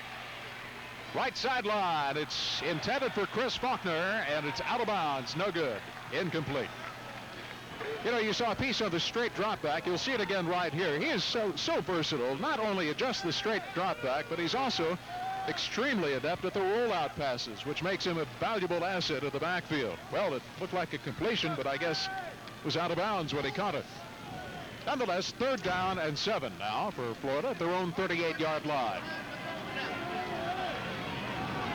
Big defensive play here for the Wildcats if they can contain Florida on this third down situation. The Gators have converted 41% of their third downs this season. A pass is complete over the middle for the first down to Mike Malarkey. I think that play was designed to pick up 7 yards, 1 inch. That's exactly what they needed for the first down. Jerry Claiborne looking on, exhorting his Wildcat defenders to dig in, hopefully come up with their first win of the 82 campaign. Mike Malarkey, the big play tight end. They call him Iron Mike. He plays with pain. He plays injured. First down call here for the Gators at their own 46-yard line. 3 wide receivers, 2 split to the left, but the toss back goes to Neil Anderson, and Anderson churns out to the 50-yard line. And at midfield, Dave Lyons. The left end, senior, 6'2", out of Pikeville, Kentucky. Comes up to make the stop. Now the injury to John L. Williams has certainly given Neil Anderson a chance to show his stuff, and he is performing to a T, picking up 5 there as he approaches 100 yards here. By the way, Neil Anderson's cousin is Mike Clark, defensive end for the Washington Redskins. Second down and 6. Just inside Kentucky territory. Florida with its first drive of the second half. This is Anderson breaking tackles. He has the first down and more. Determined run by Anderson. Joe Dombrolo coming up with a stop. Number 56, he's just a freshman. Watch Anderson take on Dombrolo, picking up the first down. Excellent block by James Jones on the cornerback, enabling Anderson to get 7 yards on the play. And the Gators, Anderson up to 96 yards now on 22 carries. Excellent performance by the freshman. Another Florida first down at the Kentucky 41-yard line. Gives it to Jones. The big guy is going to be stopped for a gain of only 1 yard by Andy Moles, the senior from Parma Heights, Ohio. He was an all-Southeastern Conference performer last year. Number 18 out of that Kentucky secondary. He's a piece of work. Second down and 9 for Florida at the Kentucky 40-yard line. Neil Anderson comes off, and checking into the Gator huddle is Chris Faulkner. Jones, by the way, to this point, 12 carries for 33 yards. See that Wayne Peace has had 17 consecutive 100-plus yards games passing. And he'll go to the air now on 2nd and 9. The pass is complete to his tight end, Faulkner, who just checked into the huddle. Scott Schroeder out there to make the stop on Faulkner on the far sidelines. It is a Gator first down. Faulkner has an uncanny ability to find an open spot, and Peace an equally uncanny ability to find the receiver. And it's a perfect pass, just enough for the first down, and the Gators' drive continues. At the Kentucky 31-yard line,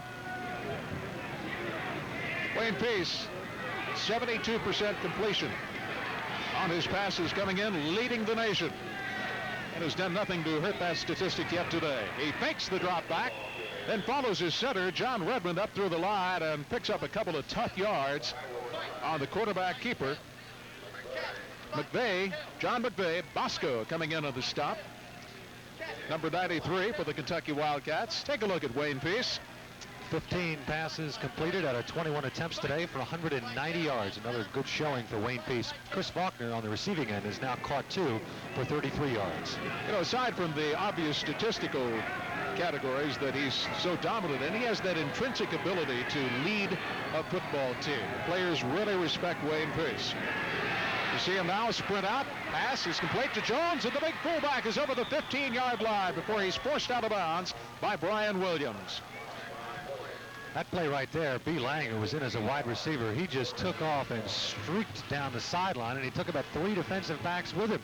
And it left a big hole for James Jones to rumble on, and a real good gain for the Florida Gators. And they have taken this kickoff and have marched inexorably towards a touchdown with a 1st and 10 at the Kentucky 15-yard line. Wayne Peace has played just 26 varsity games, but he already ranks 3rd on the Gators' all-time passing charts, trailing Heisman Trophy winners Steve Spurrier and John Reeves. Here's Neil Anderson. He's inside the 15, down to around the 13 before Dave Lyons wraps him up. Well, Anderson, with this, he doesn't have a whole lot of room, but he does make 3 or 4 yards out of it, and unofficially, that puts him in 100 yards of rushing for the day. Florida driving at the Kentucky 13-yard line. 9:15 left to play in the 3rd period. Gators lead 18-13. 2 touchdowns and 2 Jim Getty field goals. Touchdowns scored by Jones and Anderson. Here's Peace. He hits Jones, and he can't stay on his feet. James Jones that time, what normally is perfect balance for this outstanding senior, eluded him somehow. He couldn't keep his footing after he made the reception. James can do everything except turn around and flip over twice and maintain his feet. So we did get, Gators got a 7-yard gain out of it. That was his 6th catch of the day, by the way. James Jones leading Florida receivers, good for 55 yards. So he has made that exclusive 1,500, 500-yard club. 1,500 yards rushing, 500 through the air. Only the 3rd Gator in history to do that. Neil Anderson powers down over the 5-yard line, close to the 4. He'll be very, very close to first down territory. Depends on where they mark the ball. He needed to get down to just inside the 5-yard line. It is a first down, so it's going to be a 1st and goal for the Gators. The way Anderson is rushing and the way Jones is receiving, you have to think that perhaps that was the Gator game plan, is to take a little pressure off James Jones running the ball, because you know Kentucky's keying on him, and so it sets up a 1st and goal for Florida. Jones and Anderson in the I formation. And in motion is a tight end. This is Anderson leaping, trying to leap and dive for his 2nd touchdown of the afternoon. He's going to come up a yard or two short. Coming up with a tackle for the Kentucky Wildcats was Tony Zach, number 58. That was Anderson's 25th carry of the football game, and that puts him over 100 yards rushing on the day. Pick up at 4 as the nose of the ball is resting on the 1-yard line. 2nd down and goal. Everybody in tight. 2nd man over is Anderson, and he has his 2nd touchdown of the afternoon. Neil Anderson, John Grimsley coming up to meet him, but not before his body crossed the plane of the goal line, and you'll see it from the goal line right here. From ground level, Anderson is airborne a la Herschel Walker. And Neil Anderson, the freshman, has scored his 2nd touchdown of the afternoon. That gives him unofficially 104 yards on the day in 26 carries. He's having an outstanding day. So Jim Gainey is on to attempt the extra point, the senior from Gainesville. Hugo, high snap. Hugo gets it down. Gainey's kick is good. And Florida has widened its lead with 7:17 left to play. We'll be right back with the score. The Gators 25, Kentucky 13. His Toyota Supra challenged Pikes Peak. This road has been challenging cars since 1916. And sometimes it wins. The Peak has curves that challenge Supra's independent suspension and rack and pinion steering. Makes the road better than some race cars. Inclines push the Supra's electronically fuel-injected twin-cam 6, the 1983 Toyota Celica Supra. It takes the right stuff to challenge the Peak. And this is the right stuff.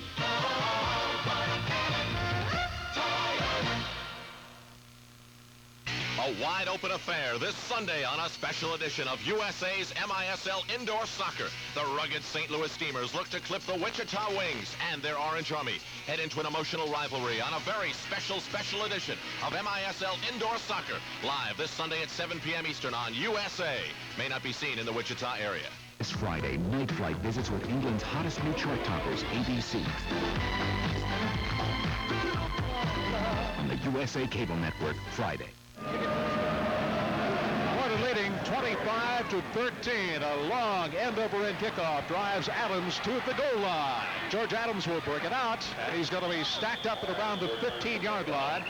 Good special teams pursuit by Florida that time. Down the field, down the The Florida scoring drive, Randy, 15 plays, 70 yards, time of possession 7:38. Anderson, of course, scoring on a 1-yard run, and the Gators came out and took control of the football and drove it 70 yards for a touchdown, and now have a 12-point lead. This may force Kentucky to alter its game plan somewhat. Of course, we're still only midway through the 3rd period. The Wildcats are down by a dozen now. Let's see what Jenkins does.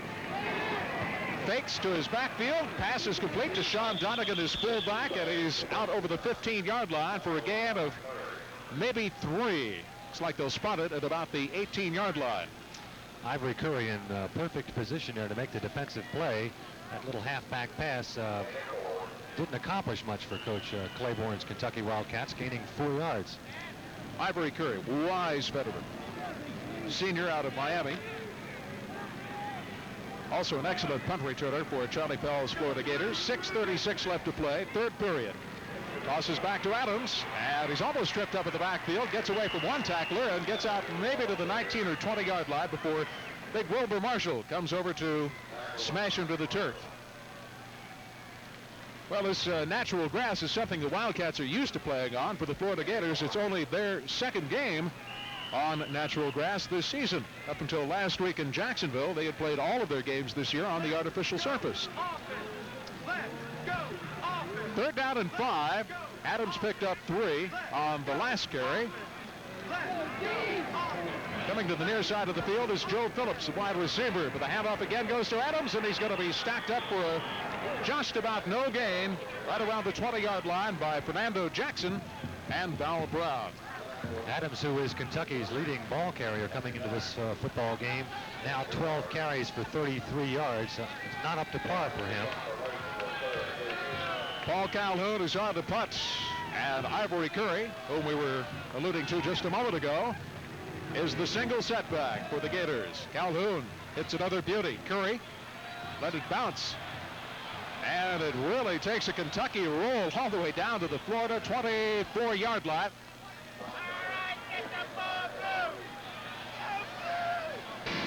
Florida has a ball at its own 24-yard line as Wade Peace goes to the air. Pass is complete to Gary Roll. Roll has first down yardage up over the 35-yard line. That's John Grimsley, number 59, making the stop. Gary Roll, take a look at a transfer student from West Point. Came over to Gainesville in the fall of 1981. Very strong player, Roll. He can bench press 245 pounds. Also got good speed, runs a 4.640. 5'9", 170-pounder. Miami is his home port of call. 3 wideouts now in the game for Florida. On a 1st and 10, Neil Anderson, and once again, Anderson gets 5, maybe 6 yards up across the 40-yard line. Brian Williams makes the force out for the Wildcat secondary. Neil Anderson having some afternoon, number 27. Charlie Pell's got to be feeling very good about the performance of Neil Anderson up to this point. 110 yards on 30 carries. That sounds like James Jones statistics on another day. Well, I'm sure if James doesn't get the rushing yardage, it'll show up in the blocking statistics because he's such an excellent blocker for these Gator tailbacks. Once again, fake to Anderson this time. He escapes, sprints out, he's in trouble, gets it away, and it's thrown out of bounds to his fullback, James Jones. The Gator sidelines. Peace, under some heavy pressure that time, eluded the pressure.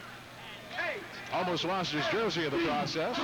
Managed to get the pass away, but Jones was out of bounds when he made the reception. That'll bring up a 3rd and 5. Peace to this point, Randy, 18 completions, 25 attempts, 223 yards, and the 1 touchdown pass. Ball still at the Florida 40-yard line. Neil Anderson now trots off the field. Broughton Lang comes in as a wideout. He's at the bottom of your screen, out of your picture. Malarkey a flanker. And Peace puts it up in the air to Lang. It's incomplete. Broughton Lang tried to curl around and come back for that one at around the 45-yard line. He would have had the first down, but the Kentucky defense is held and gets a round of applause from the Wildcat fans in attendance. So Florida will be forced to punt. Andy Moles, along with Brian Williams, are the 2 deep backs. And Ray Criswell comes on for, I believe, only his 2nd appearance of the day, punting for the Florida Gators. Criswell hangs a beauty. Under it is Moles. Moles is dragged down at about the 18-yard line by Joe Good, a sophomore. We do have a flag on the play, so let's wait and see what the call is.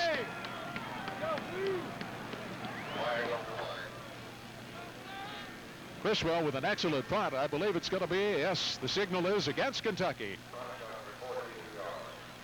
42-yard punt for Criswell. Kentucky's got a lot of grass to go across here. They're going to be starting inside their own, well, at their own 10-yard line, 90 yards to go. This presents a lot of defensive possibilities for Florida and sets up a good field position if they can keep Kentucky bottled up in their own end. All right, Randy Jenkins comes into the Wildcat huddle, getting his instructions from head coach Jerry Claiborne. And let's see what the Big Blue can do. Take a look at the penalty. And in motion, that's Phillips coming to the bottom of your screen. Tosses back to Adams, the tailback, and he's stopped for a loss. Tudor defense is playing much more aggressively here in the second half, especially as far as Adams is concerned. And they're actually getting into the backfield of Kentucky and forcing little or no gains, even on runs that appear to be making something. Roy Harris and Wilbur Marshall that time stopped Adams for a loss of about a foot on the play. 3 minutes, 42 seconds remaining, 3rd period. As you can see, the Gator Pep Band made the trip from Gainesville. sitting over there in their battery-operated socks and thermal underwear, I'm sure. Hand off to Sean Donegan, the fullback, and he's got a lot of room over the left side of his line. He's out across the 25-yard line for Ivory Curry and Burnell Brown. Make the stop on Sean Donegan, a 220-pound fullback from Louisville. They got an excellent block on the right defensive end for the Gators there, enabling to pick up all this yardage. And Donegan, who's running hard, makes a good gain and gets Kentucky out of their own end. Donegan was the leading rusher here in his sophomore year back in '79. Had to miss the entire 1980 season with a shoulder injury. Playing as a senior this year, number 40. He is immediately behind quarterback Randy Jenkins, the junior, who rolls right. Pass is over on sidelines, almost picked off by Burnell Brown. Burnell was waiting for that when he laid off the pass receiver, duping Jenkins into thinking he had an open man, and as soon as he released the ball, Brown made his move, but he wasn't able to hold on to it. Still an excellent defensive play. That'll bring up second down and 10. See Randy Jenkins, George Adams, number 33, leading rusher for the Wildcats this afternoon, has accounted for one Wildcat touchdown. 25-13, the Gators lead it. Almost jumping offside. We have movement and flags everywhere. Looked like one of the Gators was a little overeager there on the defensive line. Looked like Ron Moten, the freshman linebacker, jumped offsides. And that'll be a 5-yard walk-off. Stepped off against the Florida Gators. Jenkins is not having a good day today passing the ball for Kentucky. 5 for 11 to this point for only 25 yards. And of course he has two interceptions. Florida head coach Charlie Pell in his 4th season at the Gainesville School. Southeastern Conference Coach of the Year in 1980, when he took the Gators to an 8-4 record. Here's Adams again, battling for yardage. That was a 2nd down and 5 call, and Adams is going to be short of the 1st down by maybe a yard or two. Tommy Wigman, a super hustler type player, came up to make the stop on George Adams. Tommy Wigman has started the last 19 games for the Florida Gators. One of their inside linebacker spots. He and Fernando Jackson give him a pair of probably the finest or some of the finest inside linebackers in the Southeastern Conference.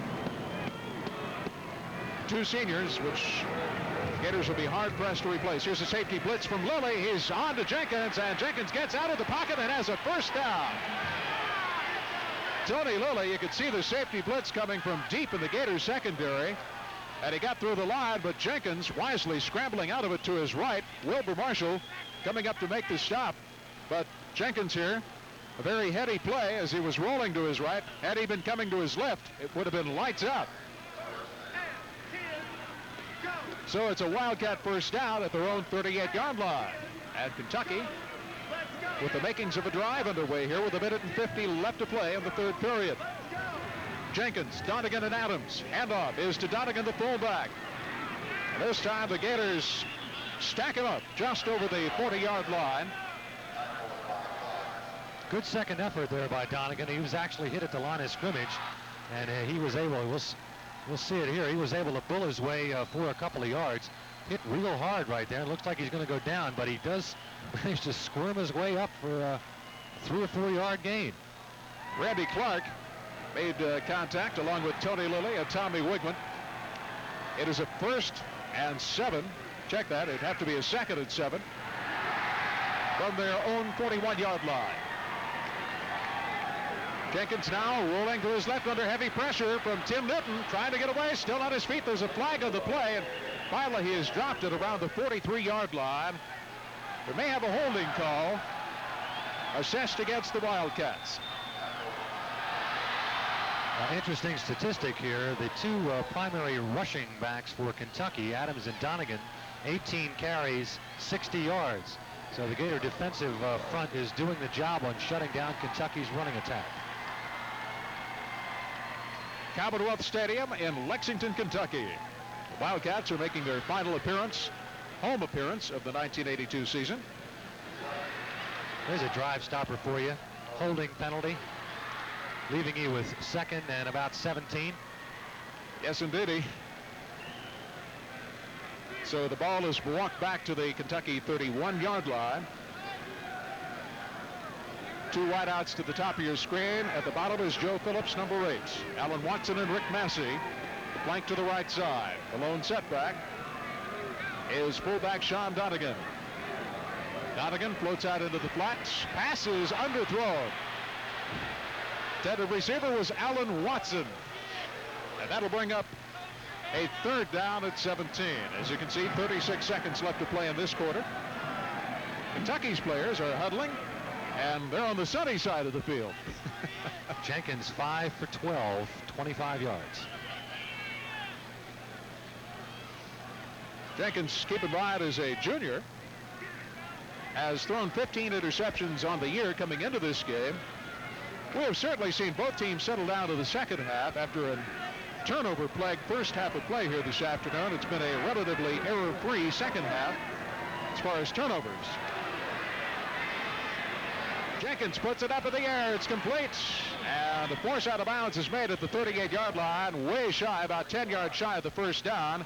The pass was complete to Oliver White, reserve tight end number 87. Tony Lilly made the force out on the near side of the field. That'll bring up a punting situation for Jerry Claiborne's team, as Paul Calhoun, number 26, drops back. The sophomore from Louisville. Calhoun was a defensive back in high school. Gets off a beauty. Good hang time on this one. Ivory Curry calling for the fair catch at his own 25-yard line. Holy Toledo, are you kidding me?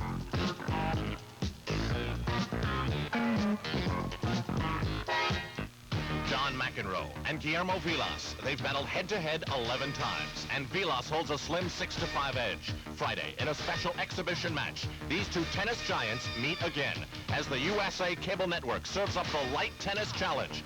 Catch this 3-of-5-set event filled with great shots, interviews, and a whole lot of surprises. It's everything you've always wanted in a match and more.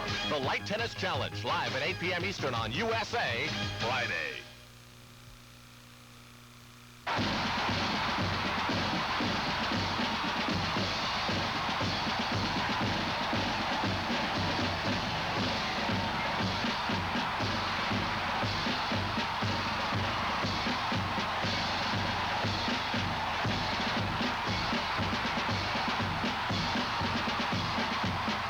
College basketball. It's more than just a game. It's an event on the USA Cable Network. Florida will have it first down. Gators lead it 25-13. Time running out in the 3rd period. Once again out of the I formation. James Jones is the fullback. 3 wide receivers. Second man through is Anderson, and he's got a big hole. Anderson getting good yardage out across the 36, close to the 37. Anderson is turning in another fine offensive performance here. Let's watch him find his hole. A gigantic, nice block there, putting 55 on the ground, and Anderson follows it, and he's close to the first down. Well, it is a first down. Right guard Buddy Schulteis made an excellent block that time, springing Anderson on that game. He had only carried the ball 12 times coming into this game this afternoon, and he's going to be way over 100 yards for his efforts today. Well, that's the end of the 3rd period. With Florida in possession, we'll be right back with a score. The Gators 25, Kentucky 13.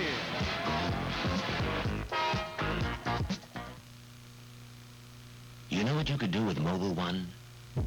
You can now drive from New York to Los Angeles without an oil change.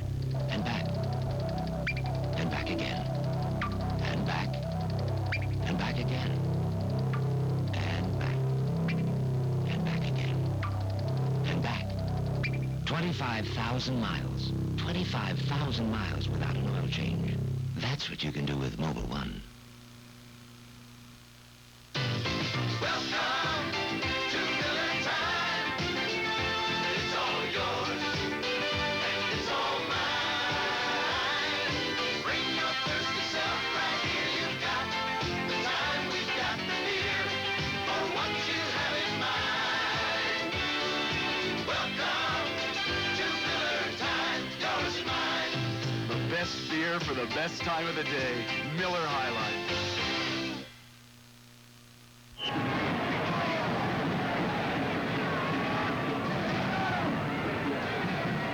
First down for Florida. Their own 37-yard line. Handoff to Anderson, and Anderson with a gaping hole, and he may be gone. Neil Anderson may have his second touchdown of the day. Anderson all the way as he turned on the Jets. Ripped through the right side of the Florida offensive line, which is, by the way, is doing a tremendous job this afternoon, blocking for Wayne Peace and leading the way for the running backs. Take a look at Anderson. We're looking at a 63-yard touchdown run here as Anderson quickly breaks the line of scrimmage, and then it's just a foot race with a defensive back, and there's really no racing about it. Anderson, with very good speed, as Randy mentioned, cruises in for a touchdown, and that gives him 182 yards on the day. By the way, that is his third touchdown of the afternoon. I said it was his second. And Jim Gainey tacks on the extra point, and Florida has widened its lead to 32-13. We'll be right back.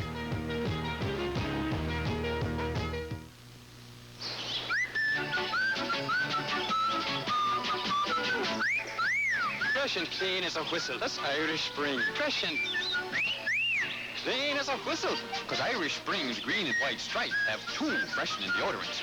Two deodorants for a fresher kind of clean. And a fine fresh scent. So you're fresh and Clean as a whistle. Irish Spring deodorant soap gets you fresh and clean as a whistle.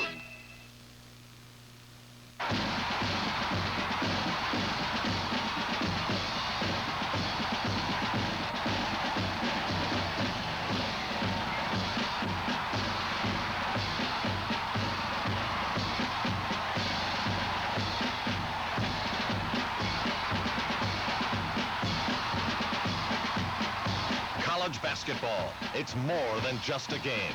It's an event on the USA Cable Network.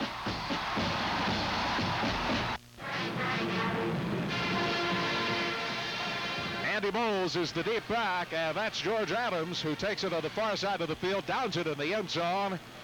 Nice kickoff from Gainey, and Kentucky will take over operating from its own 20-yard line, trailing now 32-13. Now keep in mind that the Wildcats once led 13-12, so the Gators have run off 19 unanswered points to open up a sizable lead here as we start the fourth quarter of play. Doug Martin is the new quarterback. Take a look at Randy Jenkins' statistics. 6 of 13, 31 yards while he was in there, but sophomore Doug Martin is now calling the signals and puts the ball up in the air. His pass is complete to Joe Phillips. Phillips pulls it in, so Martin is 1 for 1. Nice way to start the fourth quarter for the Wildcats. Florida's scoring drive, Randy. Only 3 plays, 29 seconds, 74 yards. Anderson scoring, of course, the 63-yard run. There's Martin's statistics for 1982. 35 for 69, 379 yards. He looks like he has better passing potential than Jenkins. And, of course, the Wildcats need to go to the air right now, down by a ton. His pass is incomplete. Far side of the field, that's Rob Mangus, the intended receiver, the tight end. Ricky Eastman, Gators left quarterback, over there to break it up. For a little guy, Eastman carries a lot of punch. He's the kind of guy just puts his helmet right on the knees, and he makes you pay when you catch one, even though he's a little guy himself. Indeed, Mangus outweighs Eastman by 50 pounds. Eastman's 5'11", 173. Florida on top, 32-13. That ball was right on the money, though. Doug Martin, quarterbacking, saw some playing time last year. He's a sophomore. This time, the running play gets very little. Freddie McAllister, one of Florida's inside linebackers, coming up to make the stop on George Adams. That'll bring up a third down. Check that. That is a first down as Adams picks up the yardage. First down for the Wildcats on their own 35-yard line. A lot of the fans here at Commonwealth Stadium have decided 32-13 is enough. And the 40,000 or so that were here have now dwindled to maybe 30. John Donegan, the lone setback. Martin will put it in the air, swings it out of the flat. It's complete to Mangus, and the big tight end is loose. 45 across midfield, gets into Florida territory. Rob Mangus. Well, Mangus. Well picking up again. He is the leading receiver on this Wildcat team. Mangus perfectly executing here the screen pass. He has 3 or 4 men in front of him. And when this big guy gets turned on, you better have a couple of guys ready to bring him down, which the Gators did. Scott Marshall came up from his free safety spot to stop Mangus. First down, Kentucky at the Florida 47. And this young man has him on the move. He's going for it all, and he overthrows his intended receiver. Way downfield was Russell Hairston. Hairston, a freshman wide receiver. I think he thought Hairston had 4.2 speed on this one. He overthrows this pass badly, and I think maybe the Kentucky people feel that he was held up on defense there, but it doesn't appear there was a penalty. Just an overthrown ball. Martin was a quarterback for the Oak Ridge, Tennessee high school team that was twice state champion. Excellent passer. Earned his letter last year as a holder for the Place Kickers. He's in trouble. He gets away from it, scrambles to his right, gets a pass away, and it is complete to George Adams, his tailback. No, incomplete. Adams took his eye off that football, looking to see where the defensive backs were, because he knew he was going to take a lick. And that moment, you can watch it here, as Martin drops back, is under heavy pressure and does manage to escape there. And he kind of just lobs one up here, and Adams is open, but he takes his eye off momentarily, and incomplete pass. That lick, incidentally, was applied by freshman Pernell Brown, Gators' right quarterback. So that brings up a 3rd down and 10 situation. Florida's defense dig it in. They're coming after the young quarterback. His pass is almost intercepted by Pernell Brown, intended for Rick Massey. Incomplete, and the punting unit will come onto the field for the Wildcats. Well, I'll say this, Doug Martin moved the team while he was in there and was pretty effective most of the time. Couple of incomplete passes of the drive bogged down, but nonetheless he got the Wildcats out of their own end of the field into Florida territory. But now in the punt is Paul Calhoun. And back to receive for Florida, Ivory Curry. They kick it away from Curry to the far side of the field. It's going to bounce and go out of bounds. Florida will have possession at its own 13-yard line, it looks like. Hold it. We have a flag on the field. We'll be right back with the score. The Florida Gators 32, Kentucky 13.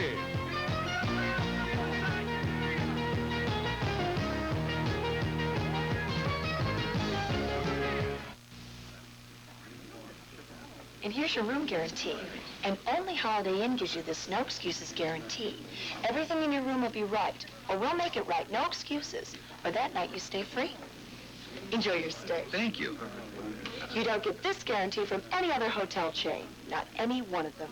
And this guarantee comes from every one of us at Holiday Inn to you, because we want to take care of you. We give you a guarantee, not excuses. Two clubs that have made some changes will shine this week on USA's Thursday Night NBA. The Denver Nuggets, with a glittering offense headlined by Alex English, will try to add some defensive pressure, while the new-look Phoenix Suns, helped by the addition of Maurice Lucas, are out to heat things up in the West. Soar into an exciting matchup between Denver and Phoenix on USA's Thursday Night NBA, live at 10 p.m. Eastern, 7 p.m. Pacific. May not be seen in some areas.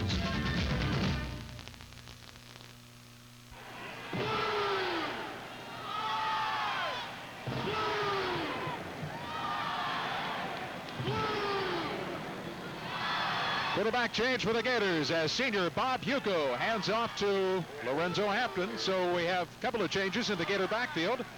Hampton, the team's number 2 rusher, did not start today.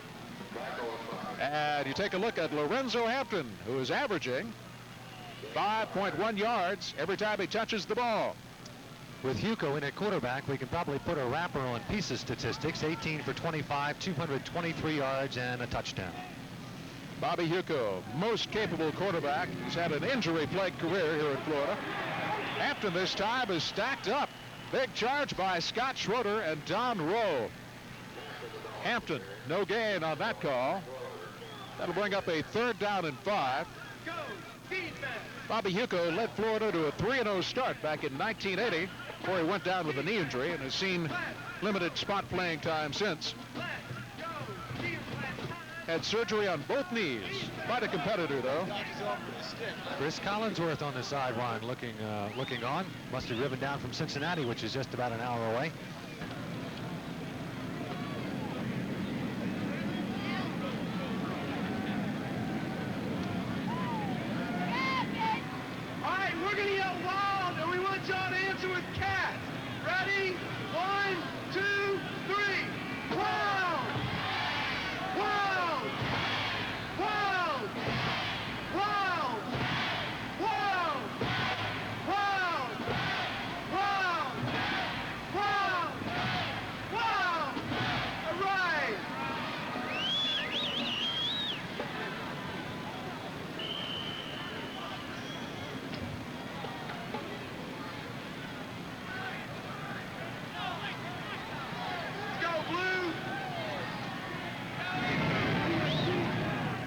Third down at 7. Bob Hugo, a southpaw, whips it over the middle, and it's incomplete. Broken up. Intended for James Jones as fullback, but John Grimsley played it tough, number 59, the Wildcat linebacker. And Florida will be forced to punt. Andy Moles drops back into single safety for the Kentucky Wildcats, and freshman Ray Criswell comes in to drill one for the Florida Gators. Kentucky should wind up with good field position as a result of this exchange. Criswell delivers a boomer. Moles is backing up all the way back to his 37-yard line. 35, 25 rather, and he gets back out to the 30. Good punt coverage that time by Florida's special teams, led by Walter Bird. You can look at the crowd here at Commonwealth Stadium. Not exactly a shirt sleeve crowd, although the sun is out bright. It is a cold afternoon. Doug Martin in at quarterback now for the Wildcats. He replaced Randy Jenkins here in the fourth period. Clock showing 11:31 left to play. A couple of Gator fans who came a long way for this one. Out of the I formation, he will pass. Martin hooks up, complete to George Adams, his tailback, and Adams gets out over the 35-yard line to around the 37, maybe the 38. Stop was made by Ivory Curry, number 26, the Gators' right cornerback. Martin, who has now completed 3 of 7, well-designed play here as he waits for Adams to come open on the screen pass. He's got a couple of blockers out front, but the Gators do make a good effort there to break down the defensive blocking and make the tackle, and it leaves. Well, we have a clipping penalty being walked off against the Wildcats on that last play, so a nice pass reception goes for naught. As Florida takes the 15 yards, of course, and they step it off all the way back to the Kentucky 23-yard line. That'll bring up a first down at about 17 now for Kentucky. Sophomore Doug Martin from Oak Ridge, Tennessee, calling the signals. Handoff. First man throws a fullback, Donegan. And he is going to be racked around the 25-yard line for very little gain. Brady McAllister and Billy Hinson, reserve nose guard, coming up to make the stop. A couple of Gator fans. Actually, I would say there's probably 800 or 900 Gator fans scattered over in the sun, which is where they need to be for sure. They'd be dead. Second down at 15, pickup of 2 on that last play by Donegan. Here's Martin in some trouble, but he gets a pass away. It's intercepted. Picked off by Roger Sibbald, and Sibbald with his second interception of the season returns it to the Kentucky 25-yard line, and the Gators will have possession deep in Kentucky territory.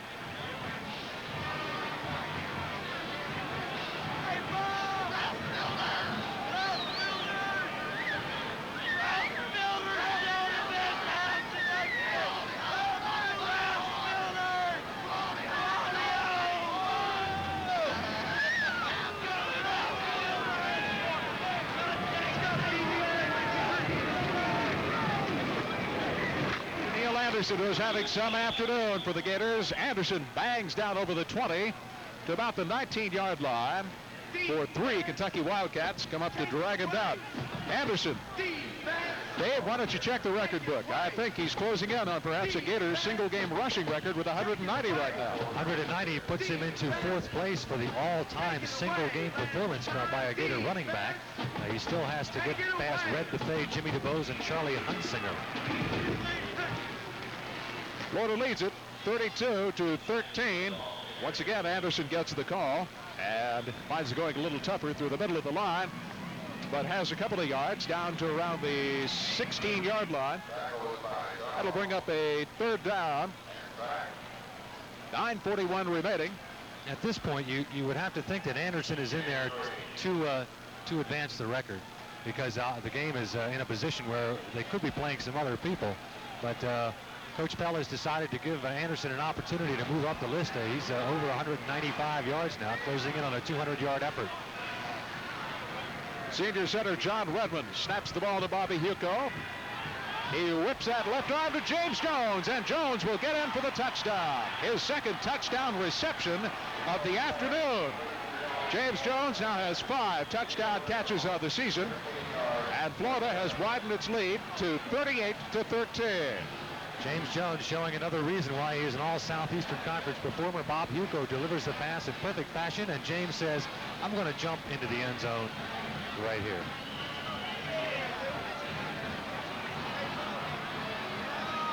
So Jim Getty will come on to attempt the extra point. Getty, who played his high school football in the shadow of Florida Field in Gainesville. And Getty's kick is good. So we'll be right back with 9:11 remaining in this one. And the score, the Florida Gators 39, the Kentucky Wildcats 13. It's the face-off between two divisional contenders this Tuesday on a special edition of USA's exclusive national coverage of the NHL. The powerful Montreal Canadiens, who have scored big by making some changes, battle the red-hot St. Louis Blues, a club that's rolling on some early season momentum. Check into USA's special edition NHL. Montreal and St. Louis, live at 9 p.m. Eastern. Our coverage will not be seen in the St. Louis area. A wide-open affair this Sunday on a special edition of USA's MISL Indoor Soccer. The rugged St. Louis Steamers look to clip the Wichita Wings and their Orange Army. Head into an emotional rivalry on a very special edition of MISL Indoor Soccer. Live this Sunday at 7 p.m. Eastern on USA. May not be seen in the Wichita area. Plenty of excitement to spare when USA brings you bowling's best in the Syracuse Open. Catch the PBA on USA at 8 p.m. Eastern, Wednesday.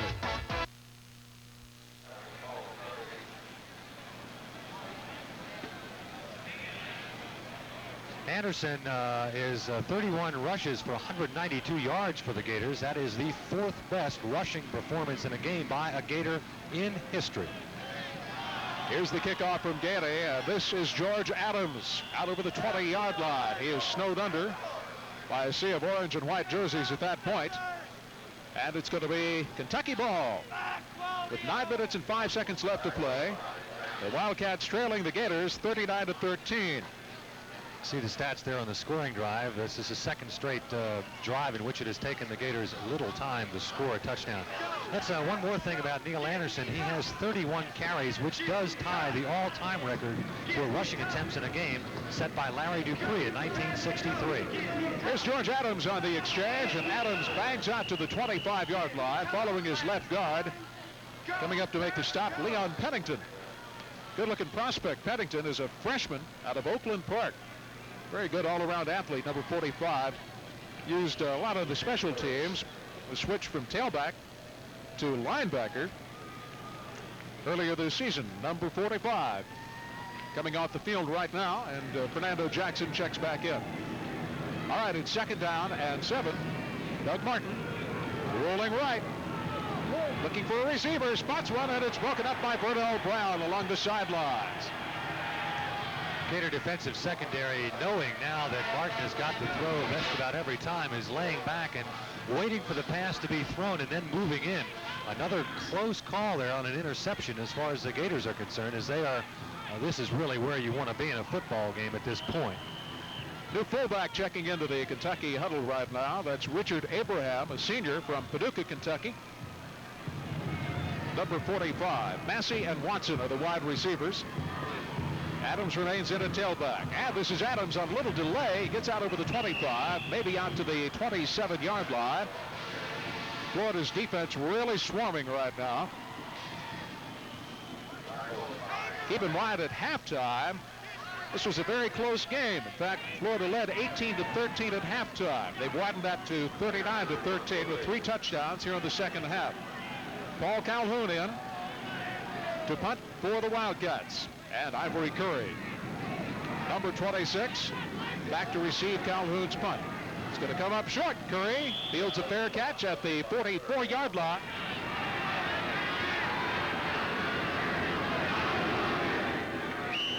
For the ball, flags fly as Lorenzo Hampton carries the ball up over the 45 out to the 48-yard line, but a flag dropped to the Gator backfield. They're indicating it is going to be called against the Gators.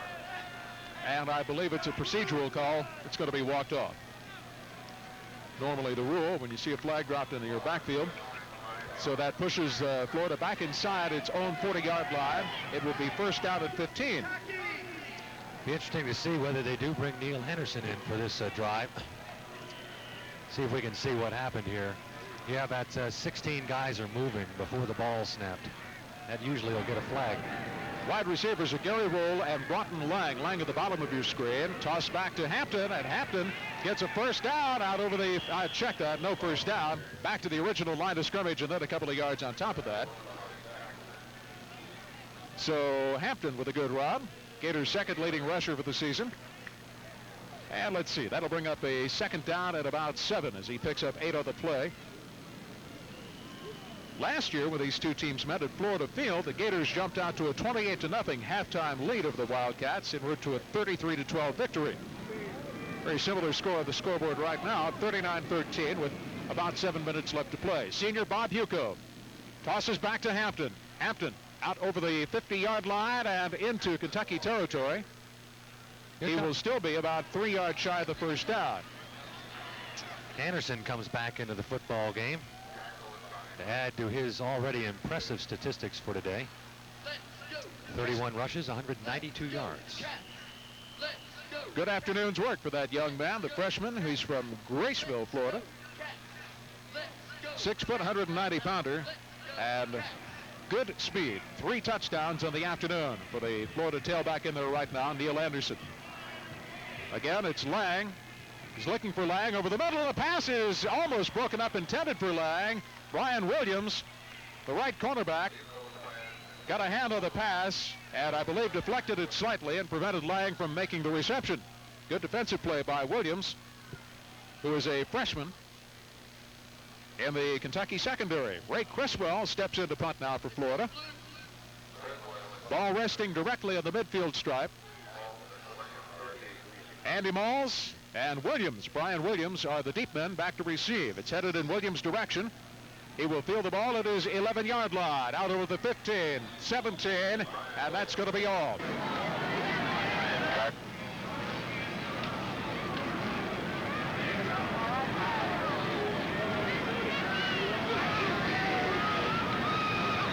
As Kentucky on the move from deep into its own territory.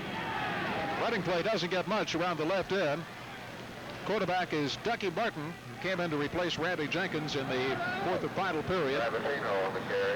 Well, these are obviously not the best of times for Kentucky football fans, but when you get a guy like Jerry Claiborne in, all you have to do is look back to Florida's first year under head coach Charlie Pell. They went 0-10-1. The next year, Pell had turned the team around. They were 8-4 and on their way to their first bowl appearance in some time. So Kentucky fans, I'm sure, are a patient lot. They know that Jerry Claiborne was hired to get the job done in the long haul, and will certainly have ample time to turn this program around here in Lexington. They've got a fairly good football tradition here in Kentucky, and Claiborne is known as an outstanding recruiter. So he will be bringing some talent into this Lexington school, and it'd be tough to bet against them having a program here in a couple of years. Yes, indeed. I think brighter days are yet to come here. It is a third down and 7. Wildcats with the ball on their own 20-yard line. Martin, the quarterback, hands off to the first man through. That's the fullback. Gets out to about the 22-23-yard line. Abraham on the carry. He's going to be shy of the first down yardage, and once again we'll have an exchange. Interesting call on 3rd and 7. Just under 5 minutes to play. You take a look at Ivory Curry. Has dropped back to field the punt of Paul Calhoun. Boy, Calhoun's leg has really gotten to work out today, I must say. And he boots another fine one. Driving Curry back to his own 30, calls for the fair catch, and a little contact made, no damage done. Getting acquainted down there around the 30-yard line. Players from both Florida and Kentucky. We'll be right back. Check that. We'll keep it right here. We're down to 4 minutes and 43 seconds left to play. And Broughton Lang and Gary Roll. See quarterback Bob Hugo, number 12, checking into the Gator lineup. Running backs are Neil Anderson, and checking in now is a sophomore from Orlando, Ronnie Diltz, number 40. We see Diltz now in the fullback spot.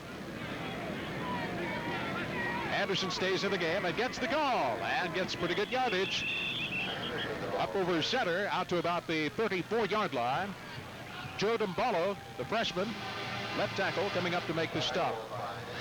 We'll be keeping track here of Neil Anderson's progress as he approaches 200 yards and closes in on some all-time records for the University of Florida. Charlie Hunsinger versus Furman in 1949 gained 199 yards. Another 3 or 4 yards, and Neil Anderson will surpass that mark. 4 minutes, 10 seconds. Hugo in the give and stopped for a loss of the play. Nowhere that time was Diltz. That young lady's cold, holding the parabolic mic to pick up all this natural sound. I said that was Diltz. That was Neil Anderson again on that play. 3rd down and 6 now for Florida. The ball at their own 34-yard line. Anderson, 36 carries, 196 yards. Well, let's see what Hugo does on a 3rd and long situation. Will he go to the air? Fakes to Anderson. Pass is complete to Diltz, and Diltz is going to be run out of bounds or close to the sidelines for a loss of the play by Cam Jacobs. That is the same Cam Jacobs who was assisted off the field on a motorized cart earlier in the afternoon. So we're glad to see that it was nothing serious and he's back in action here. Punting situation for Florida as Ray Criswell, the freshman, comes on. Averaging almost 44 yards a punt coming into this game, and has had another fine afternoon. Criswell with a long, low liner fielded by Andy Moles, and Moles is going to be drilled at the 35-yard line.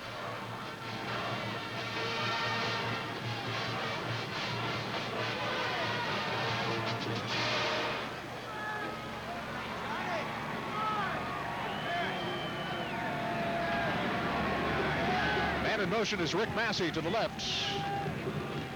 And a new quarterback of the game now for the Kentucky Wildcats. That's Mike Whitaker.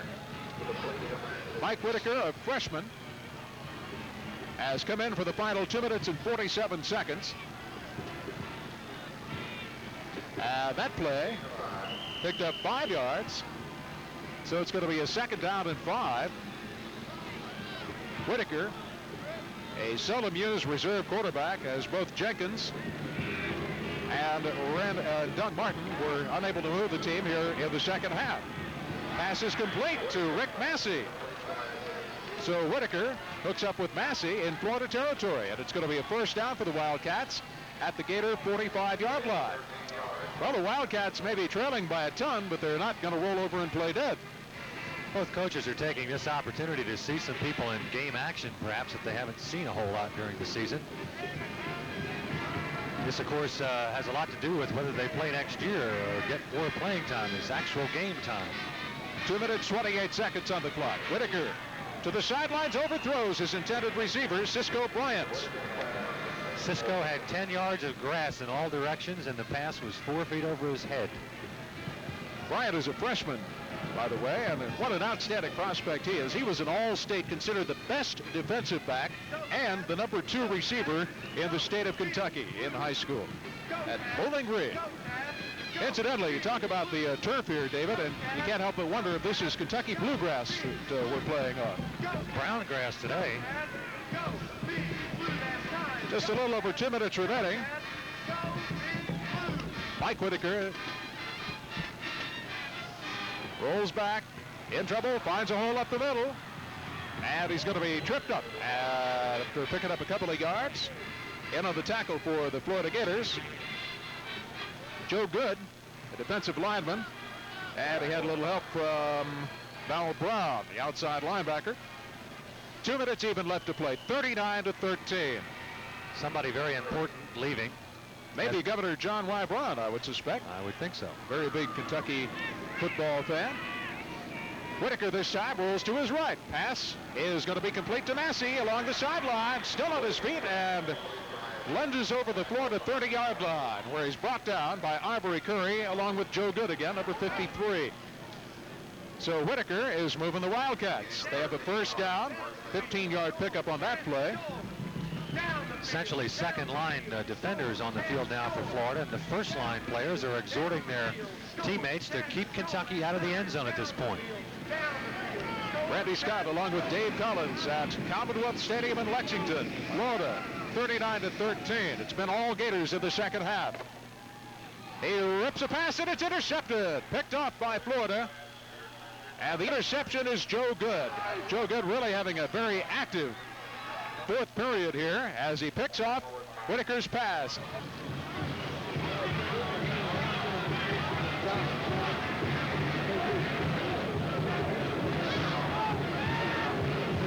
Minute and 20 left to play. Handoff. And a new running back into the game for the Florida Gators. That's Joe Henderson, the freshman from Wintergarten. And Henderson gets out over the 30-yard line, close to the 32. Gain of 7 for Henderson. 1 minute even left to play. The Kentucky faithful huddled under blankets, watching the Wildcats. But as we said, they know that there are better days ahead. From the 32-yard line, the Gators need 3. Once again, Henderson picks up the first down as he gets out across the 35 to around the 36.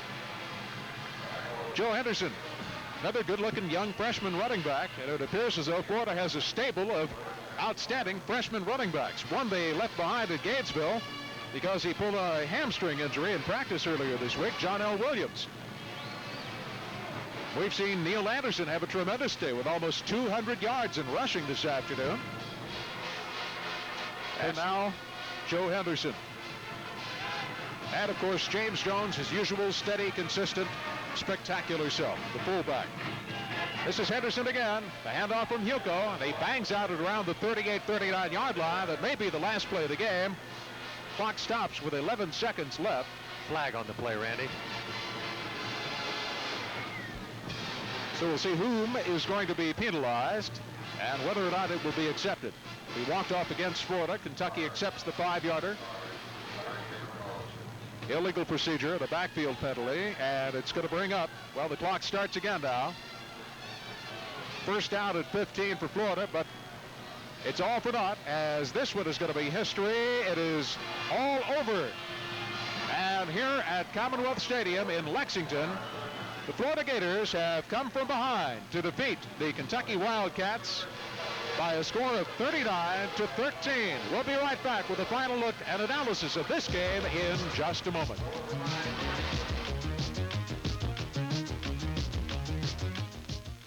Meet Lisa, my first baby. You know, every new mother has so many questions. How often should you bathe your baby? What game should you play? What should you do to treat a fever? Why do babies cry? Parents Magazine has the answers every month. I trust Parents. Now, Parents Magazine has a special introductory offer for young mothers. Call this toll-free number now, 1-800-228-5333, and get 1 full year of Parents Magazine for only $9.95. Yes, that's 12 issues for only $9.95. You save $8 off newsstand prices, but you must call right now to take advantage of this special offer. It's not easy being a new mother, but Parents Magazine makes me a lot more confident. It's a magazine I can really trust. Don't delay. Call this toll-free number now, 1-800-228-5333. There's never been a better time for Parents Magazine. Keep your eye on USA this November. There's a lot to be thankful for as we fill your week with an action-packed sports lineup. Sundays and Mondays, you'll continue to thrill to USA's electrifying College Football 82. And keep checking with USA Tuesday nights this month for more of our exclusive national coverage of the Fast and Furious NHL. There's plenty of excitement afoot Wednesday nights on USA with the beginning of another explosive season of the Wild and Woolly Major Indoor Soccer League. Then fly with a bird and catch the magic as we tip off a brand new spectacular season of USA's Thursday Night NBA. And every Friday night, we'll keep hitting you with our best shot on USA's Friday Night Boxing. Plus, starting November 26th, you'll share the dramatic ups and downs of college basketball as USA premieres an extensive schedule, including 3 games a week from the powerful Big East. It might be getting cold outside, but the sports lineup is red hot on USA. Here in Lexington, where the Florida Gators have just destroyed the Kentucky Wildcats 39-13. Well, it was not to be Kentucky's day. Florida certainly uncovered an exciting young freshman running back named Neil Anderson, who in 33 attempts, which is a Florida record in attempts, picked up 197 yards and scored 3 touchdowns along the way. But Dave Collins, I think you'll see that when you look at the stats from this game, Florida really dominated Kentucky offensively all afternoon in most every category. They certainly did. First downs, it was 25-11 in favor of Florida over Kentucky. Rushing yardage, 251 to less than 100 for Kentucky. Passing yardage, Wayne Peace and Bob Huco combined to complete 20 of 30 for 240 yards. Another fine effort from the quarterback duo on the Florida side. Another key factor, 6 turnovers in the game for Kentucky, 4 interceptions, and they lost both of their fumbles. Time of possession, Florida had it for 10 more minutes than Kentucky did. And when you add all these things up, the score does match 39-13. Big thank you to the sports information directors and their staffs of both the University of Kentucky and the University of Florida. For Dave Collins, this is Randy Scott, and for all of us... So we intercepted the ball. Yeah. But let's say we intercepted it and were called for pass interference. Football.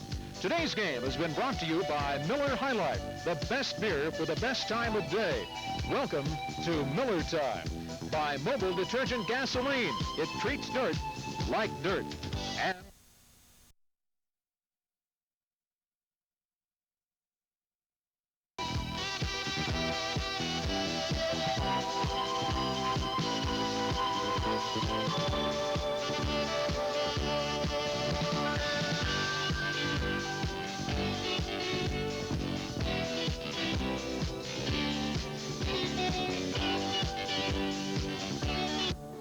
Spent 7.2 seconds.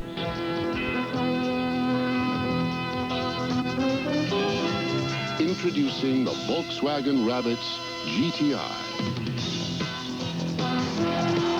Drive our new GTI and you will see. It is a wolf in sheep's clothing. General Foods International Coffees introduces a new temptation. David. New Cafe Amaretto, the enticing coffee with the delicate almond flavor of amaretto. Think of it, David. Coffee kissed with the romantic flavor of amaretto. Cafe Amaretto. Share it with someone special. David. Celebrate the moments of your life. With new Cafe Amaretto from General Foods International Coffees. Channel 10, WPLG TV Miami.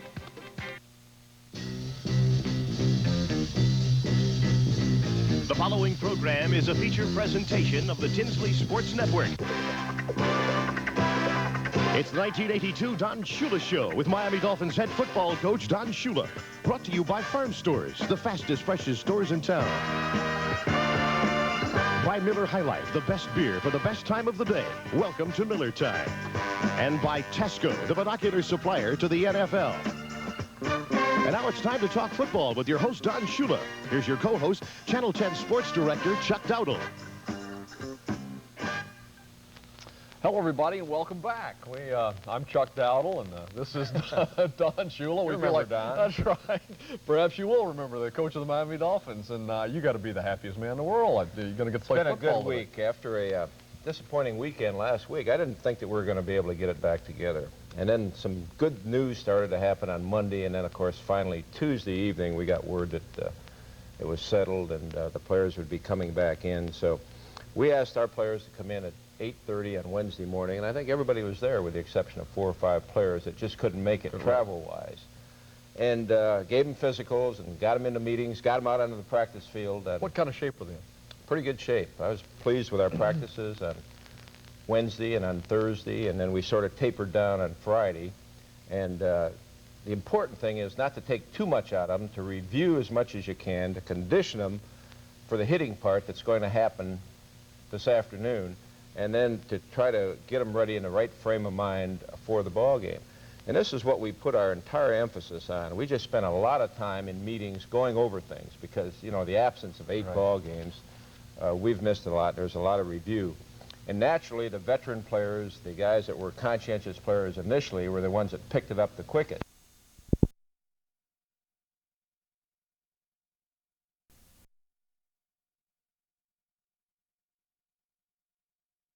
Repair your transmission and make your car run like new again. Rebuilders, 422-2222.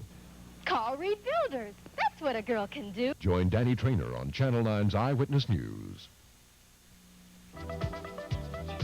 In Lexington, Kentucky yesterday, tailback Neil Anderson, in his first start as a Florida Gator, ran the ball for almost 200 yards and 3 touchdowns.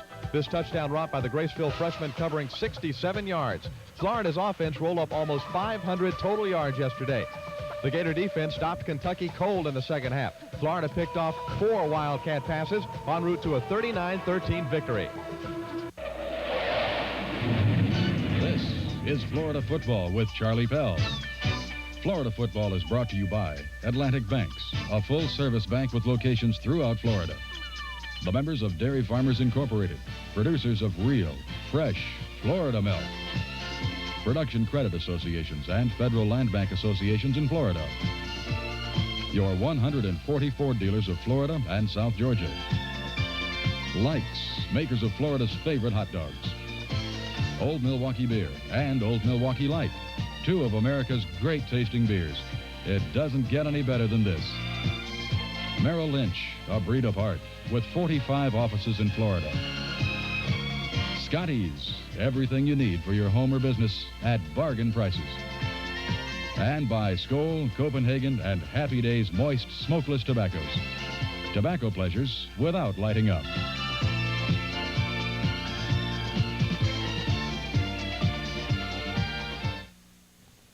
Well, the Florida Gators overcame some awfully cold temperatures yesterday in Lexington, Kentucky to knock off the Kentucky Wildcats. Coach Pell, congratulations. David, I don't think this game of football was designed to be played in cold weather. I really don't see anything. People who voluntarily play in cold weather, I wonder about them sometime. But the victory yesterday was important to the team and to the players. Probably the most important victory that we've seen, simply because they had to pick themselves up after a setback. And they were down and last week, and as they should be, and they were hurt just as deeply as anybody, probably more than anybody, by twofold. But they did pick themselves up. They had a great week of preparation, and they won, and as I said, the victory probably was more significant. I know the mamas and daddies, the parents, the families were proud of them, as we are, for the way they played and the way they won, and it was had everything stacked against us. We had the climate against us, and we had away from home, and our road record has been atrocious. We just haven't played well at home when we get away from our home fans and that home stadium. But yesterday the team won, and I can't be more proud of any one player than are the others. But, you know, when you look at the young players that played well yesterday, it was certainly gratifying to see Frank McCarthy get in and make some big plays, a freshman. Neil Anderson's great day, but we had people like Greg Cleveland, a freshman, came in there and had a great day from Orlando. So there are a lot of things that were good about yesterday other than just the victory.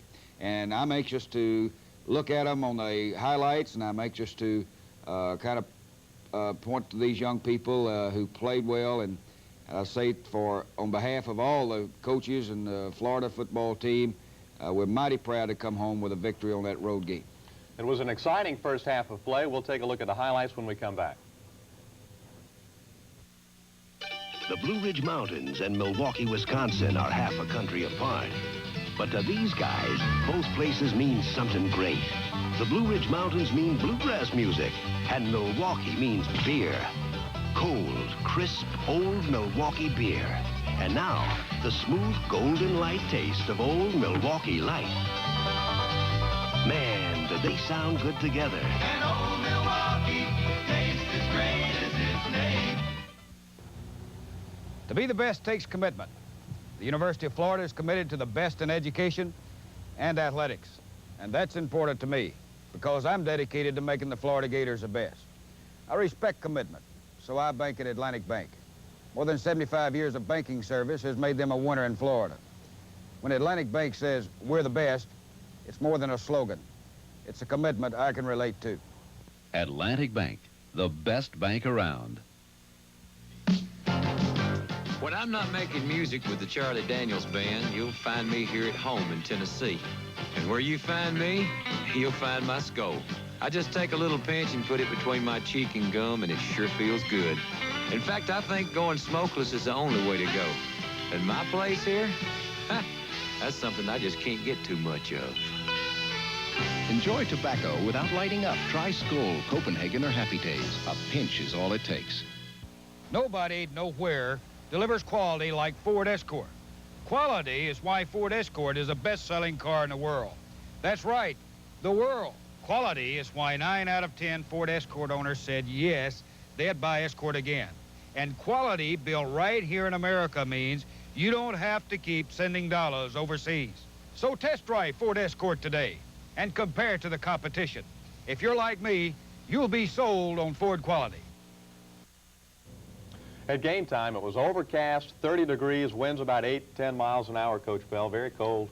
We worked on Friday, and it was much worse on Friday. And we really don't want to dwell on the weather any longer because the football game was more important. Our offense did crank up and dominated the football game, and really the people that probably go unnoticed is our defense too much sometime.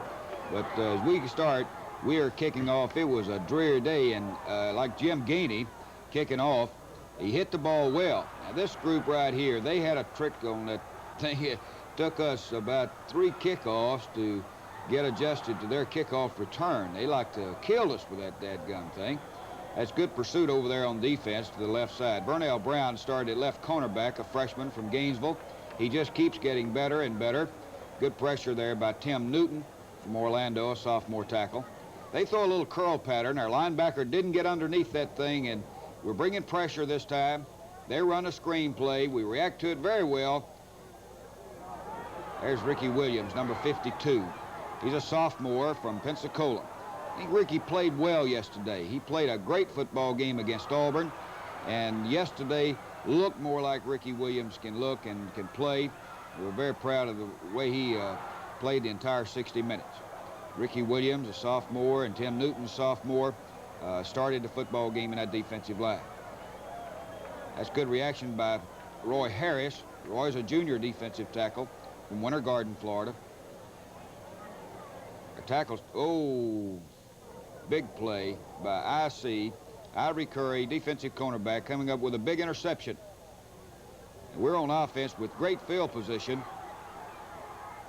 And the first of 32 carries for Neil Anderson, freshman from Graceville, Florida.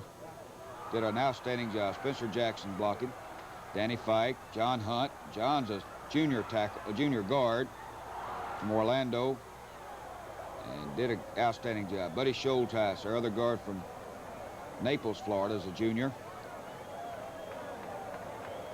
Lomas Brown, a sophomore from Miami, Florida. Good blocking by the offensive front. James Jones, of course, on the carry. James caught 7 passes yesterday, showing why he's the most versatile fullback in America.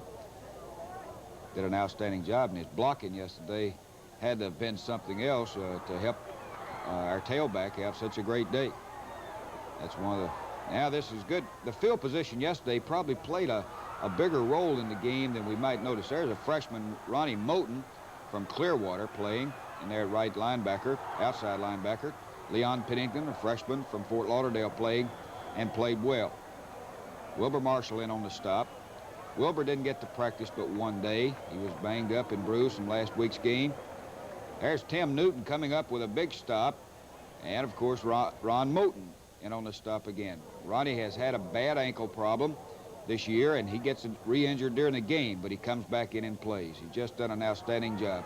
Great catch there by Chris Faulkner. Great throw by Wayne, right on the money. And we're getting in field position now and in scoring position. Early, we didn't sustain our drives as well as we had liked. But I think the drive before the half and the drive right after the half were the absolute turning points in the game and gave the offense and gave our football team a chance to take control of the football game. Wayne Peace on a rollout. And we had a good catch there, and dadgummit, we coughed it up. It was the first turnover of the game. And we come back, the big defense comes back, the big D comes back with a turnover of their own. John Whitaker's back there. I believe, I can't remember, but I believe Keith Williams, a freshman from Milton, Florida, according to stats, came up with a fumble recovery. Keith, we wanted to redshirt Keith and had actually told him that we'd like to redshirt him. But when we had the injuries and the problems at defensive tackle, we had to take that red shirt off, and we regret that, but he's helping the team, and making a big difference. Spencer Jackson from Boca Raton coming out with a big catch. I tell you, we had some of our Gator band. We took one bus of band members up there, and I'd like to commend those people. I know they must have froze to death, but they sure made it a friendlier place away from home. A little off target, but a safer throw. The defensive back was closing in. A good, not the worst decision, because if it had been on target, it had been in range of the defensive back. That wasn't a pretty field goal, but I don't know what it was. Jim felt like he was hitting the ball well, but the pretty thing of it is counted 3 points. It doesn't have to look pretty as long as it goes through those uprights, and we get it off in 1.2 seconds or less. Jim Gainey on the kickoff again. Now, they returned kickoffs and get their good field position. Without field position, we had a chance for the big goose egg. But unfortunately, the kickoff returns of Kentucky kept getting them in good position. We had some missed tackles there, and that's not very pretty, but you'll see this kickoff team regroup and come back and finish extremely strong with against the same return. It's like Pepper Downing from Tampa had said, once he got a grasp of what they were doing to him, they come back with a reverse play. Roger Sybil, and I believe that was a good reaction by Roger Sybil from Dunellen.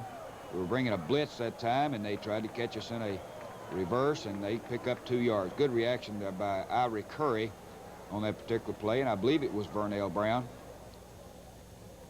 Of course, they're moving their quarterback, and they changed a little bit on their attack. Good coverage there by Roger Sybil. Roger Sybil and Randy Clark, both are Rover. They played a lot, and we get caught in a stunt. We putting a pressure on here. We run a stunt, actually a 4-man blitz to one side, and they hit that little old seam, and I tell you, it's either a big play for them or a big play for us, and it turned out that time, big play for them. So after the first quarter, Kentucky led Florida 7-3. Second quarter highlights when we return. Lots of folks are into fitness nowadays. Fitness that includes a healthy, nutritious diet. Dairy farmers provide an important part of a well-balanced diet, and at a price you can afford. It's fresh, delicious milk, Florida's fitness food. Every carton is packed with the natural nutrition you need to work your best and play your best. So to get into shape and stay fit, stay on a well-balanced diet and drink Florida's fitness food, fresh, cold milk. Most people think two rivals like us can never agree on anything. They're wrong. We agree that everybody loves a winner. A wiener, Charlie, a wiener. Bobby, I thought we were talking about football, not hot dogs. Well, not just any hot dog, Charlie. I likes Plumper hot dogs. The best you can buy. The best you can bite, too. Huh? Because these are the kind our fans like best. You mean we really do agree on something? Finally. Hey, folks, this hot dog just made history. Likes Plumper hot dogs in the new 1-pound pack. Reaching your financial goal is never as simple as some people would have you believe. You have to know exactly where you're going and make the right decisions at the right time. At Merrill Lynch, it's our skill at guiding you through the intricacies of investing that makes us what we are. Merrill Lynch, a breed apart. Early in the history of the United States, Congress wisely recognized agriculture as the backbone of our nation's future and established a system of land-grant colleges to assure research and progress for farmers. Today, the University of Florida and its Cooperative Extension Service continues to serve this need in the state of Florida through a progressive program of agricultural education designed to serve farmers and future farmers as well. The land banks and production credit associations in Florida salute these who help our farmers keep America eating well. Second quarter action now from Commonwealth Stadium in Lexington, Kentucky. We pick up play. Florida has it its second possession, and they've got it at Kentucky's 47-yard line, 1st and 10. All right, the score now is 3-0, and we're getting it up near midfield. And we run some 3-out patterns. Dwayne Dixon from Santa Fe coming up with a great catch. Dwayne didn't catch the ball much yesterday. He only caught 2, but Broughton Lane came back from his foot injury and did well. We wanted to play a lot of people at the wide receiver. Spencer Jackson did extremely well. Gary Rowe caught 3 passes yesterday. Of course, our tailback running the football 32 times was the important thing to winning the football game, and that's what makes a difference. And that big number 30 catching the football 7 times was a big benefit, and plus the fact it kept Wayne on the move. We moved Wayne more and get him outside and not having him sit back there in a target place for that defensive front to get after it. So it makes protection a lot easier when they've got to see where the quarterback is going. And Wayne, of course, did an excellent job of it. Excellent job of execution. Again, an overthrown ball like that was probably the smartest thing to do. If it had put it down, they had defensive people in position for the turnover. I think it was a very smart play.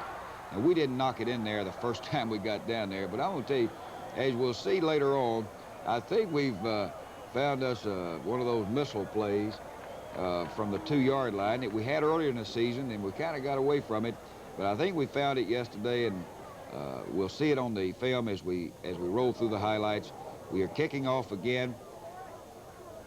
I think the kickoff team probably made the biggest comeback during the game of any group I've ever seen.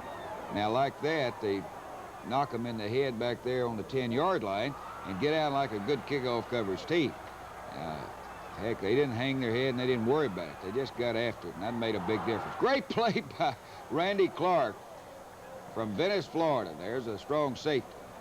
I'll tell you what, we're going to spend a little bit of extra time figuring a way to get Randy Clark and Roger Sibble in the game at the same time, because those two youngsters can play. I've already told Randy and Roger that no way those two youngsters are going to be lined up the same position.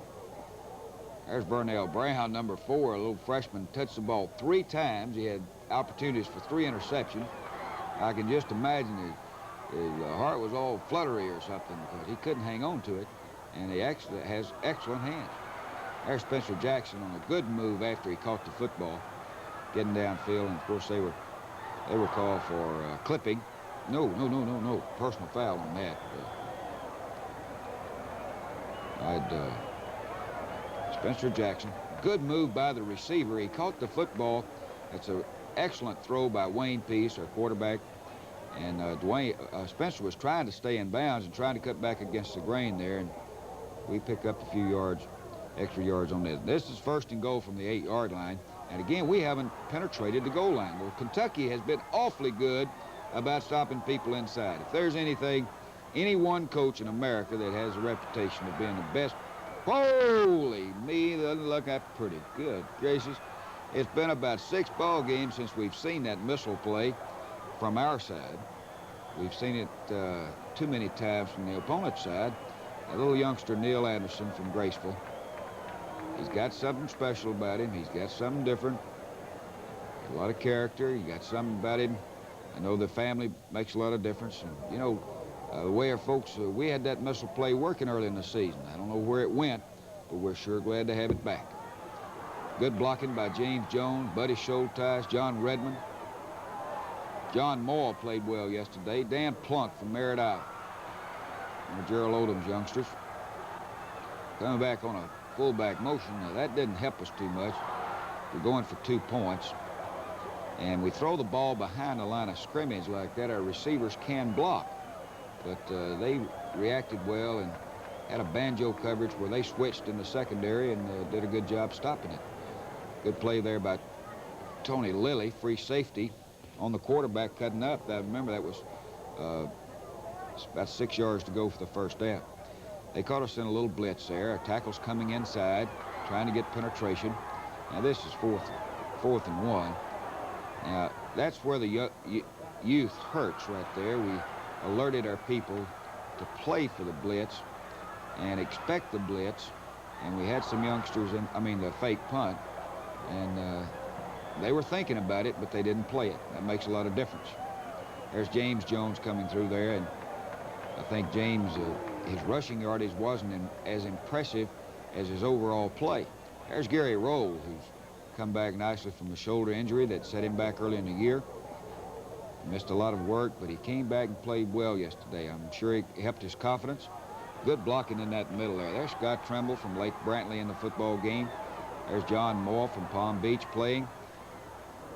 I believe we've got a lot of new players in the football game in that offensive line. There's John and Dan Plunk at guard leading the play. Good block by John. Good block there by John Moore. Scott Trimble in there, and Tell you, there's a good play there over there by Mike Malarkey. Gary rolled downfield. Gary's a sophomore. Scott Trimble's a sophomore. John Redmond, I believe, is still in the football game. Friel Bromley, a sophomore center, played a lot of football and played well. That's a good catch. That's the way to hang on to that thing, Michael.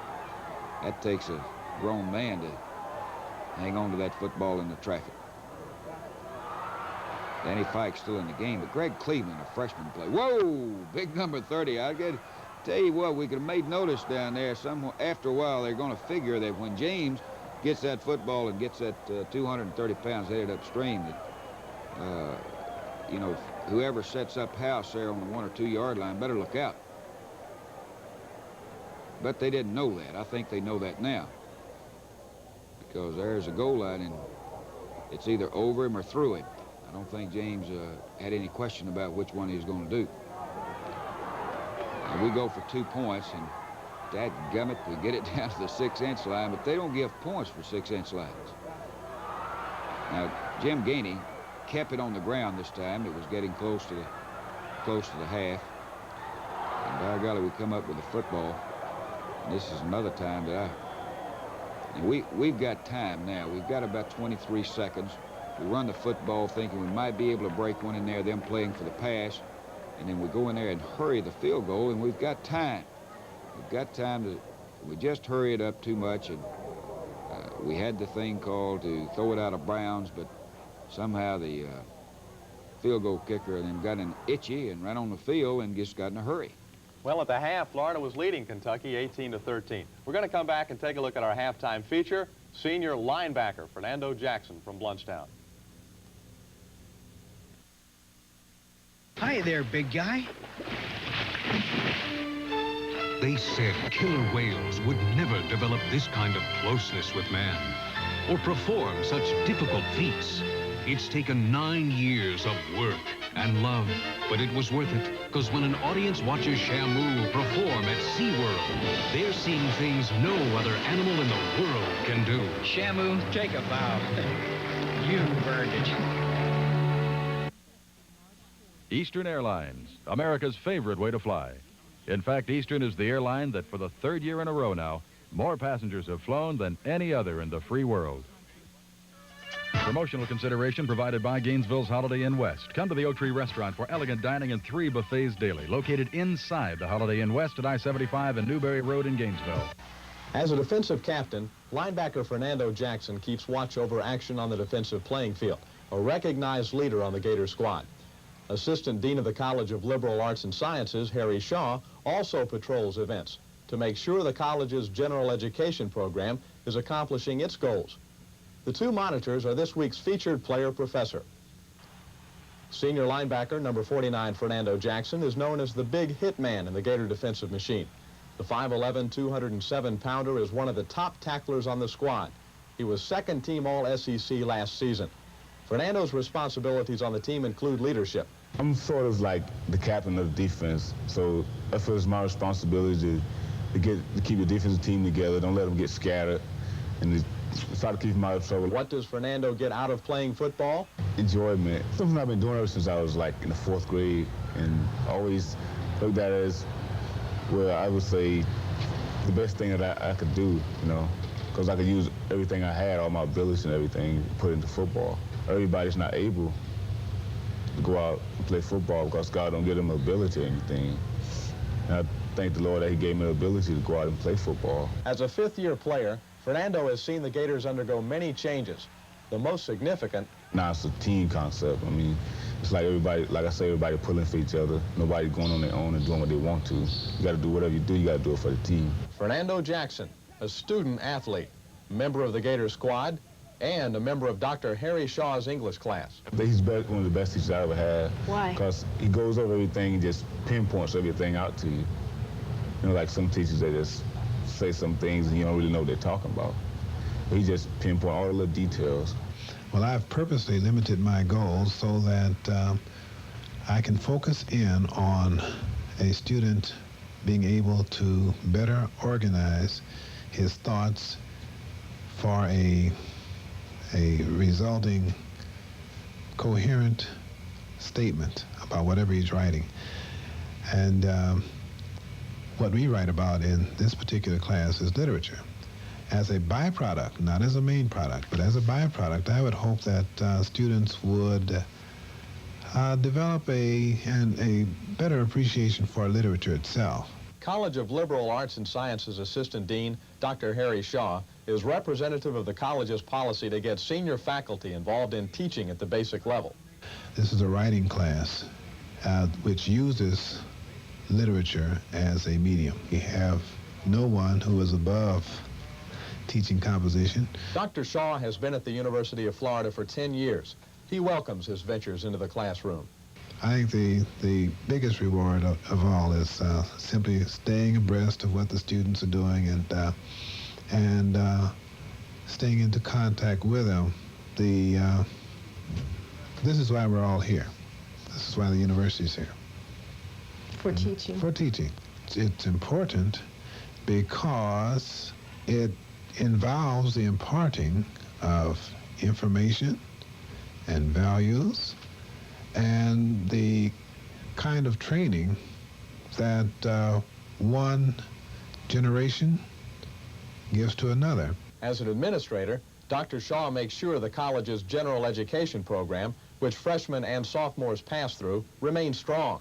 In the classroom, Dr. Shaw believes in teamwork. I think the discussion method has proven itself. If we can discover something together, students have a lot to bring to a discussion.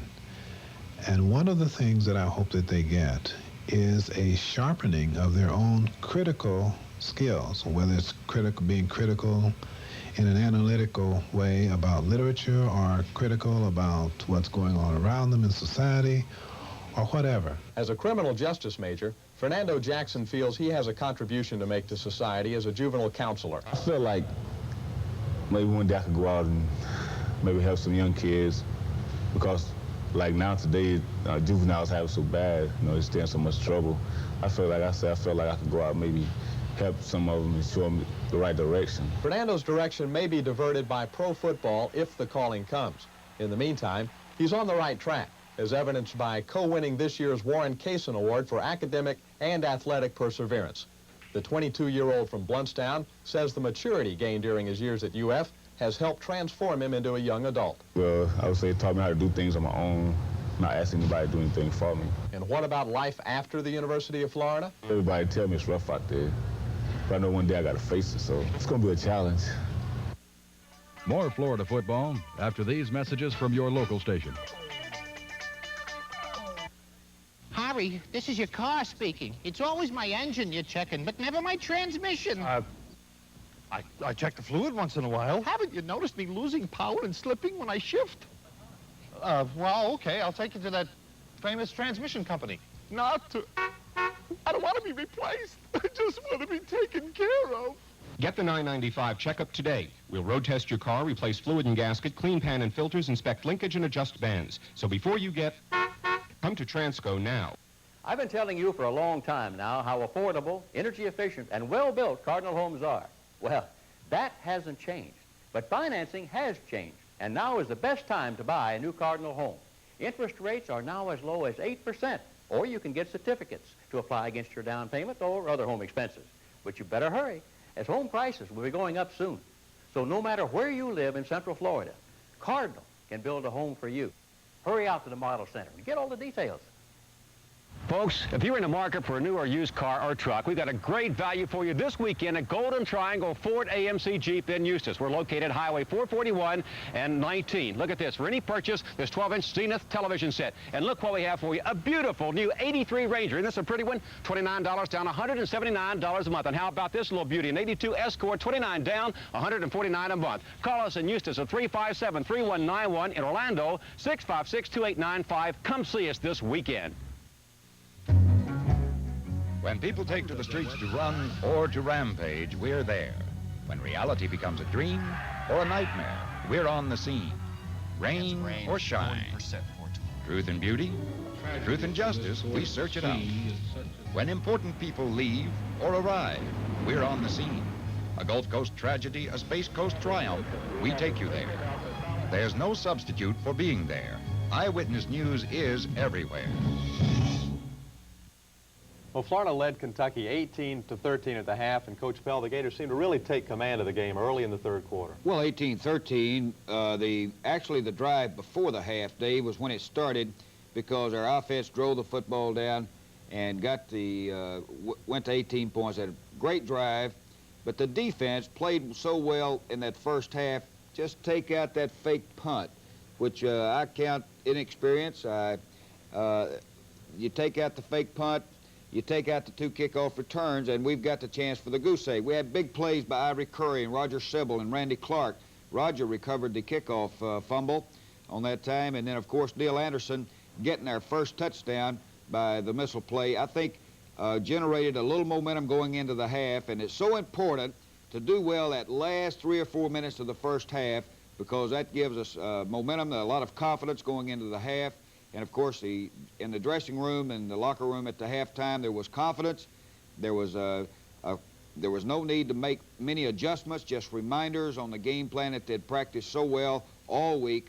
And I think we come back and the first drive, first 5 minutes of the third quarter, made the whole difference in the football game because this was the last home game for Kentucky.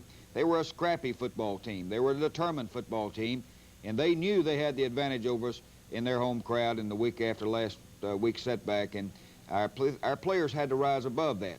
And I think we'll see a lot of good offensive line blocking by Danny Fike and Buddy Schulteis and John Hunt and John Redmond.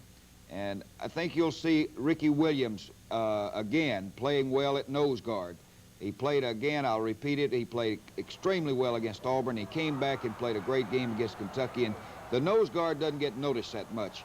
But when Ricky Williams and Billy Henson are playing extremely well, that frees up a lot of things to happen. Tony Lilly played well.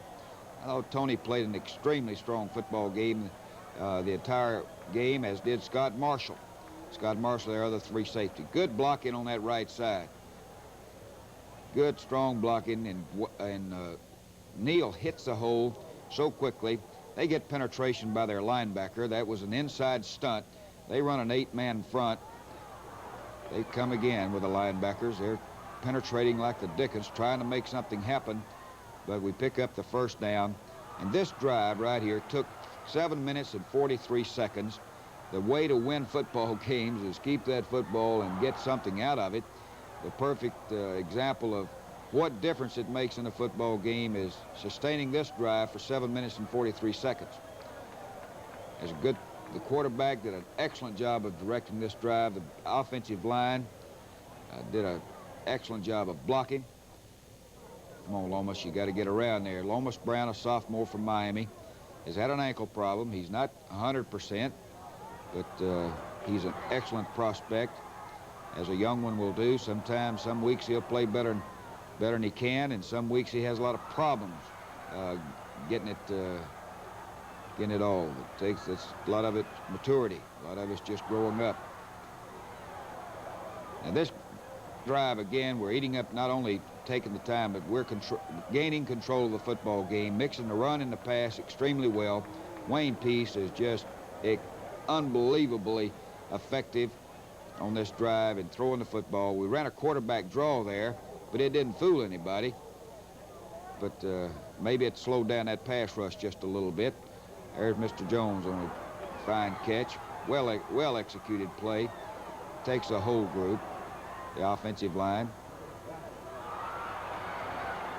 I tell you, there's the same play again, and that was 6 points there. If old Big James could get his whole body turned around there, he's a fine athlete.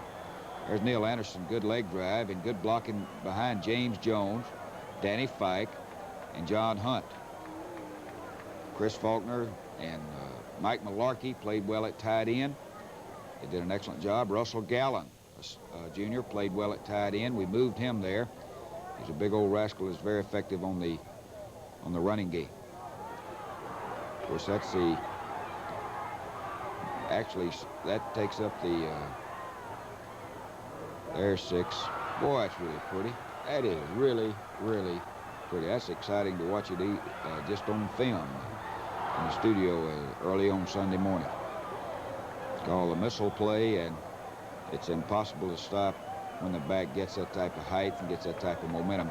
And that drive right there made the difference in the football game. The drive right before the half, and that drive that ate up 7 minutes and 43 seconds on the clock gave the University of Florida football team control of the football game. Now, that is better. That is better. That's the way Dwight Adams works it. There's Pepper Downing down there, Roger Sybil, and the whole group. They do a little bootleg pass. Ivory Curry over making the stop. They pick up 3 or 4 yards. There's Pat Miller from Panama City, a freshman, and on the stop. Pat played a lot yesterday and deserved it. There's Ricky Williams there, number 52. You get a look at him. Tommy Wigman played well. Val Brown from Eastside High School is in on this stop. Fernando Jackson, number 49. I was proud to see Dr. Harry Shaw highlighted as our faculty, one of our faculty members. He's a tremendous person. He's a tremendous man in our community and a tremendous leader for our young people.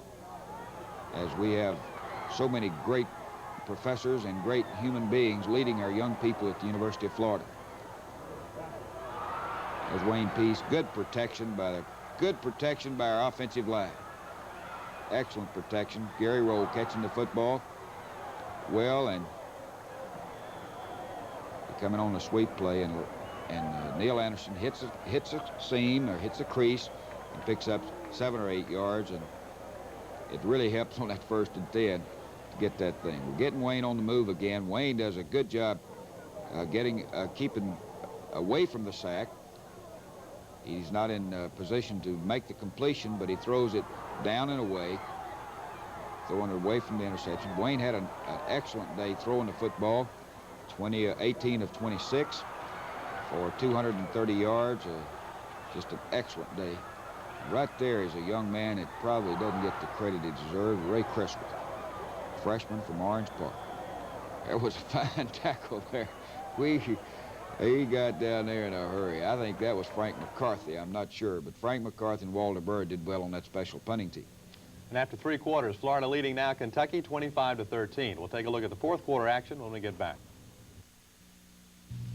The Florida Keys and Milwaukee, Wisconsin are a whole country apart. But to these guys, they both mean something great. The Keys mean stone crab, big and fresh, and Milwaukee means beer, cold, crisp, old Milwaukee, and the smooth, golden light taste of old Milwaukee Light. And man, what they made for food like this. And old Milwaukee. And old Milwaukee Light. Tastes as great as its day. It doesn't get any better than this.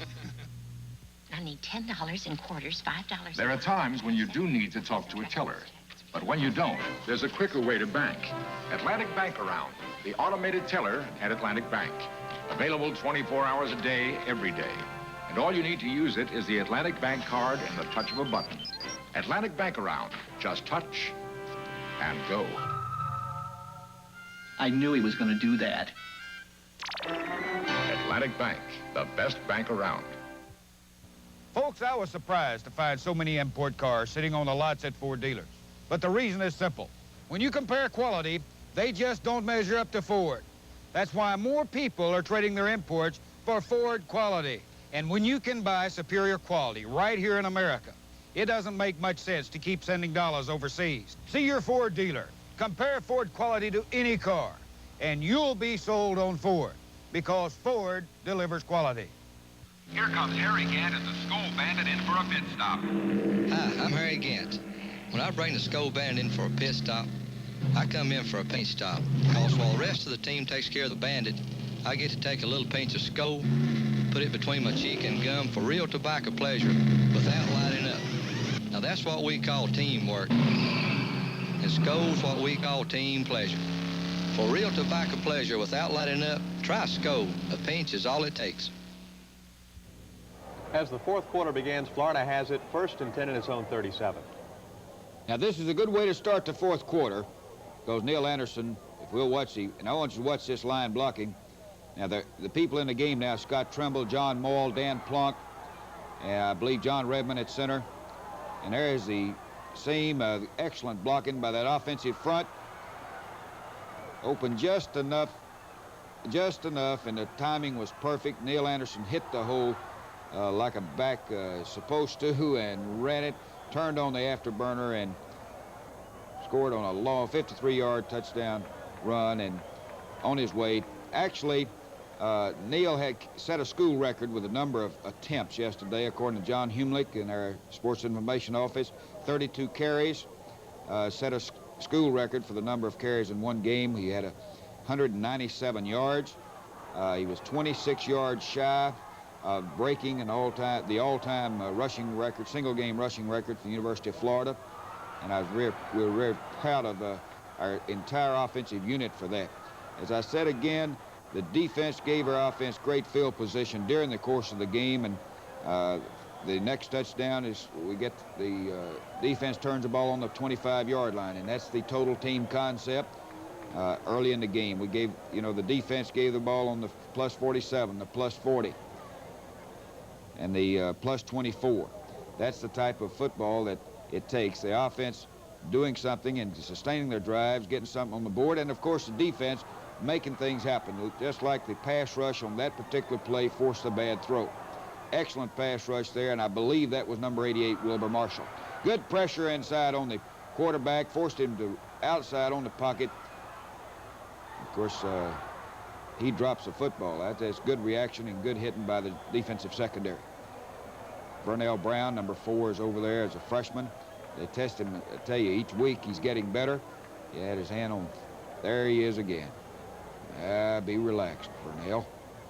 Vernell has excellent hands. He's a high school quarterback. And then we had a wide receiver, and we couldn't, when we lost Bruce Vaughn in the secondary for the season, and Vito McKeever's knee wasn't coming around like we had hoped, we had to move Vernell over to defense, and it really proven beneficial. But it's been a tough road for Vernell to learn what he has to learn. Phil Bromley in the game at center.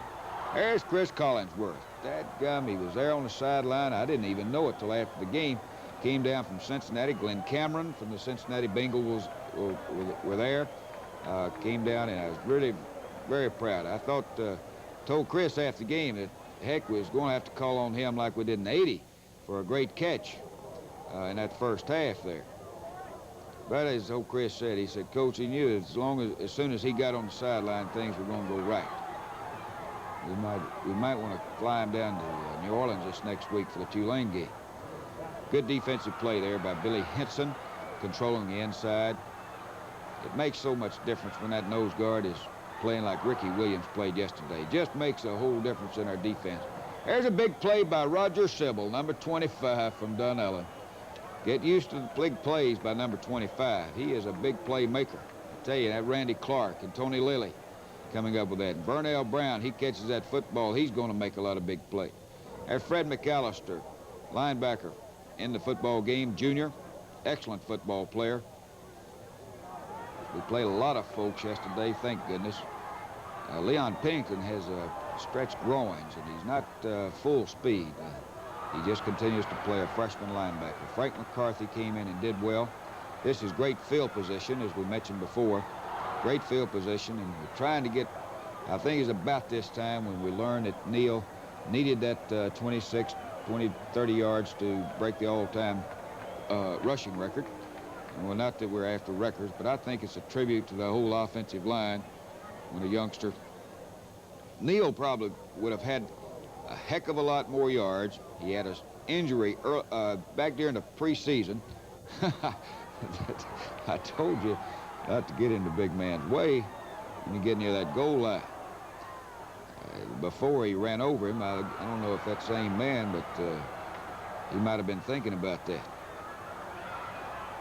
Bob Huco's in a quarterback on the drive, and Bob's an excellent quarterback. Well-placed pass wrecks the scoring drive, and we began to, again, we've been playing a lot of people this half, and we continue to. There's John Moyle and John Hunting at guards. Lorenzo Hampton in the game. Lorenzo played some, but Neil had such a good day going that we couldn't get him in the game, and we ran a one-back set, 2 tight ends and 2 wide outs and 1 fullback. Enough yesterday, we didn't have the tailbacks in the game, probably 25 plays. We call it the bird set. It's a good formation. And now Jim Gainey hits that football, and the man brings it back, and that was his second mistake. He thinks he's going to be able to run that thing like they did early in the game, and that kickoff coverage unit has other ideas. Lawrence Patrick from Stark, Florida, in the football game at outside linebacker. As I mentioned, we played Arizona Tim Newton, putting a little pressure on that quarterback, and I believe Vernell Brown again getting his hand on the football. They like to pick on Vernell over there a little bit, it seemed like. Scott Marshall in at free safety. Scott's a sophomore from Fort Walton Beach, Florida. Excellent football player, good prospect. Again, I want to thank the Gator people for traveling up there and sitting in that cold weather. I know, David, you talked about you was cold in that booth. Good catch there by IC. Excellent football play as a punt returner, catching that short punt, making sure that the ball doesn't roll. And he probably saved our field position, probably 20 yards or more on field position, just for the extra effort fielding the football. There's Keith Williams in at defensive tackle. Keith Williams played. Alonzo Mitch, we had Joe Good from Clearwater, who had earned the right on the trip as a player of the week during the week of practice. And Coach Bugar was going to get Joe Good in there at the last time, and we wanted him to play. But it was a good victory for the football team, a very significant victory, because we had every disadvantage a football team probably could have going into that football game. We didn't have John L. Williams make the trip. Vito McKeever, of course, couldn't make the trip. Vince Jones, of course, we lost last week and a week before last. And so we had a lot of things that were, we realized we had to overcome. The team did it. Very proud of them, and they did it through preparation, and they did it through execution. Very impressive victory for Florida, 39-13 over Kentucky. When we come back, we'll go to the locker room and talk with some of the Florida players. Lots of folks are into fitness nowadays. Fitness that includes a healthy, nutritious diet. Dairy farmers provide an important part of a well-balanced diet, and at a price you can afford. It's fresh, delicious milk, Florida's fitness food. Every carton is packed with the natural nutrition you need to work your best and play your best. So to get into shape and stay fit, stay on a well-balanced diet and drink Florida's fitness food, fresh, cold milk. Picking and choosing the right investments requires very careful handling. One wrong move can easily damage the best laid plans. At Merrill Lynch, we know that size and strength can be very valuable, but it is our sensitivity to your investment goals and agility in helping you reach them that makes us what we are. Merrill Lynch, a breed apart. Seal the sizzle in your next family cookout with Like's old-fashioned thick sliced bacon. Its old-time flavor brings out the best in any meal.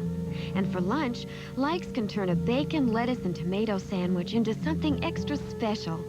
Or serve up Like's Palm River bacon, hot and crisp for breakfast. It's always a real value.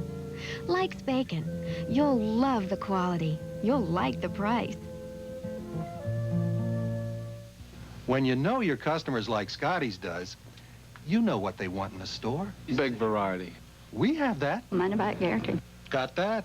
Lower prices. I like the prices, yeah. Cheap prices. Got those too. For example, save now on Coventry interior latex paint just $7.99. And GE silicone caulk is only $3.49 each, $2.49 with rebate. Low prices, quality products, and a helping hand from Scotty's, a company you can trust. Ricky, congratulations on a nice effort, not only by you, but the entire Florida defense. How do you think you fellas performed this afternoon? I think we did pretty good overall as a group. We pulled together. We knew we had to play good because we knew Kentucky, they hadn't won a game, but they were going to come out and come after us because of their seniors' last game, and we knew we were going to take a good effort on our part. You fellas kept a lot of people around the football defensively. That's part of our defense. We'll try to get as many people to the ball on each play as possible. I think we did a good job of that today. Now, the cold weather, how were you affected by it? we tried to put it out of our mind. You know, it was there, but, you know, nothing we could do about it. We could worry about it all day, and it was still going to be cold. So we decided to just put it out of our mind, and like Bud was going to do the best he could to keep us warm on the sideline. So we just had to go out and play. Did a great job of that. Tulane next week. Your comments there. Tulane, they got a good ball club. We see them on film on occasion, and they got a pretty exciting offense, and they like to throw the ball in the air, try to score some points. And we think they're going to allow them to come at us. Like, we have to be ready. Good luck, Ricky. Thank you. Now, the defense just did such a magnificent job. You must be pleased as a senior leader of this football team at the effort that the football team, especially defensively, put forth today. Yes, that was our main point, just get to the ball, and everybody was doing that. And I was pleased the way everybody was really getting after it. We just wanted to be ourselves, you know, physical defense.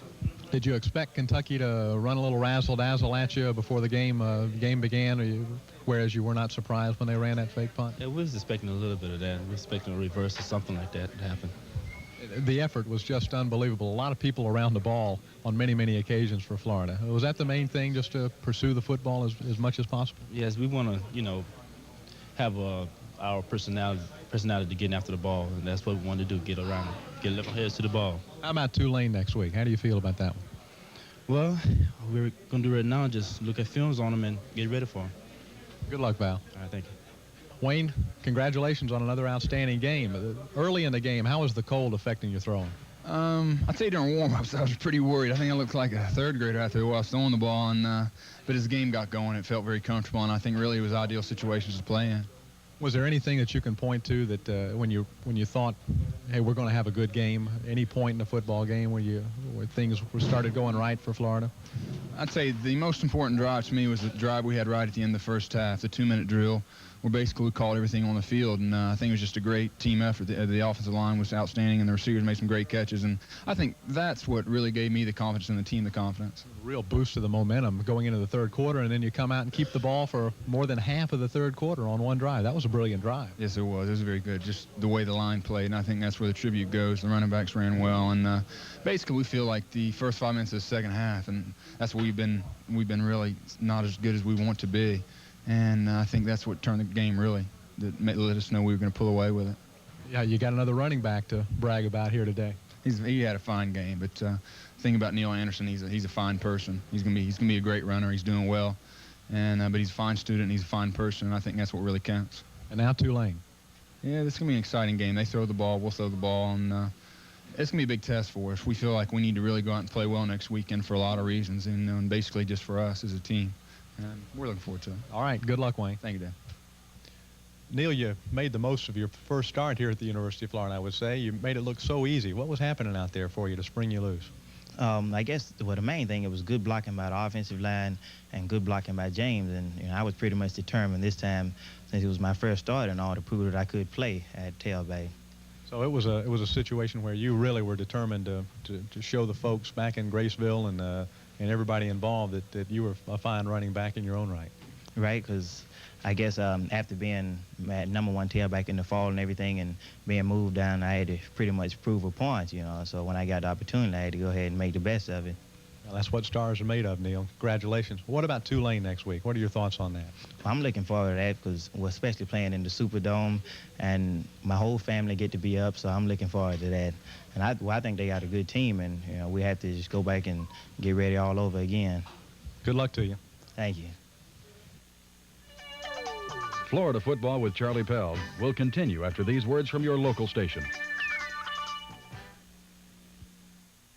I'm from Allied Discount Tire. You know what I'm going to say. You've seen me before. You know what I'm going to say. Why don't you go in the kitchen and get yourself a glass of milk and some cookies? All I'm going to tell you is Allied Discount Tires sell the same tires that other stores sell you, and they sell them at a cheaper price. You go to Allied Discount Tires one time, you'll never go anywhere else to buy your tires. That's Allied Discount Tires. See our daily ad in the sports section of your local newspaper for the location nearest you. Since 1933, the Acme Glass Company has been diagnosing and curing Central Florida's glass panes. You can rely on Acme Glass Pros to install factory-original glass in cars, trucks, and buses, custom craft exquisite plate glass mirrors and framings, design and install windows and award-winning storefronts. Talk to the Glass Pros at Acme Glass when you need glass for your car, home, or business. You're always welcome at the Acme Glass Company, the most respected name in glass since 1933. Giant Recreation World says, Happy anniversary, baby. It's our 6th anniversary sale. Giant discounts are being offered on all RV models. That means everything from tent campers to luxury motorhomes. This summer has brought our finest selection of completely reconditioned, nearly new RVs as trade-ins. Register for $200 worth of free groceries from Fairway Markets. Enjoy free hot dogs and Pepsi all weekend. There's only one RV discount giant, Giant Recreation World, Highway 50 West, Winter Garden.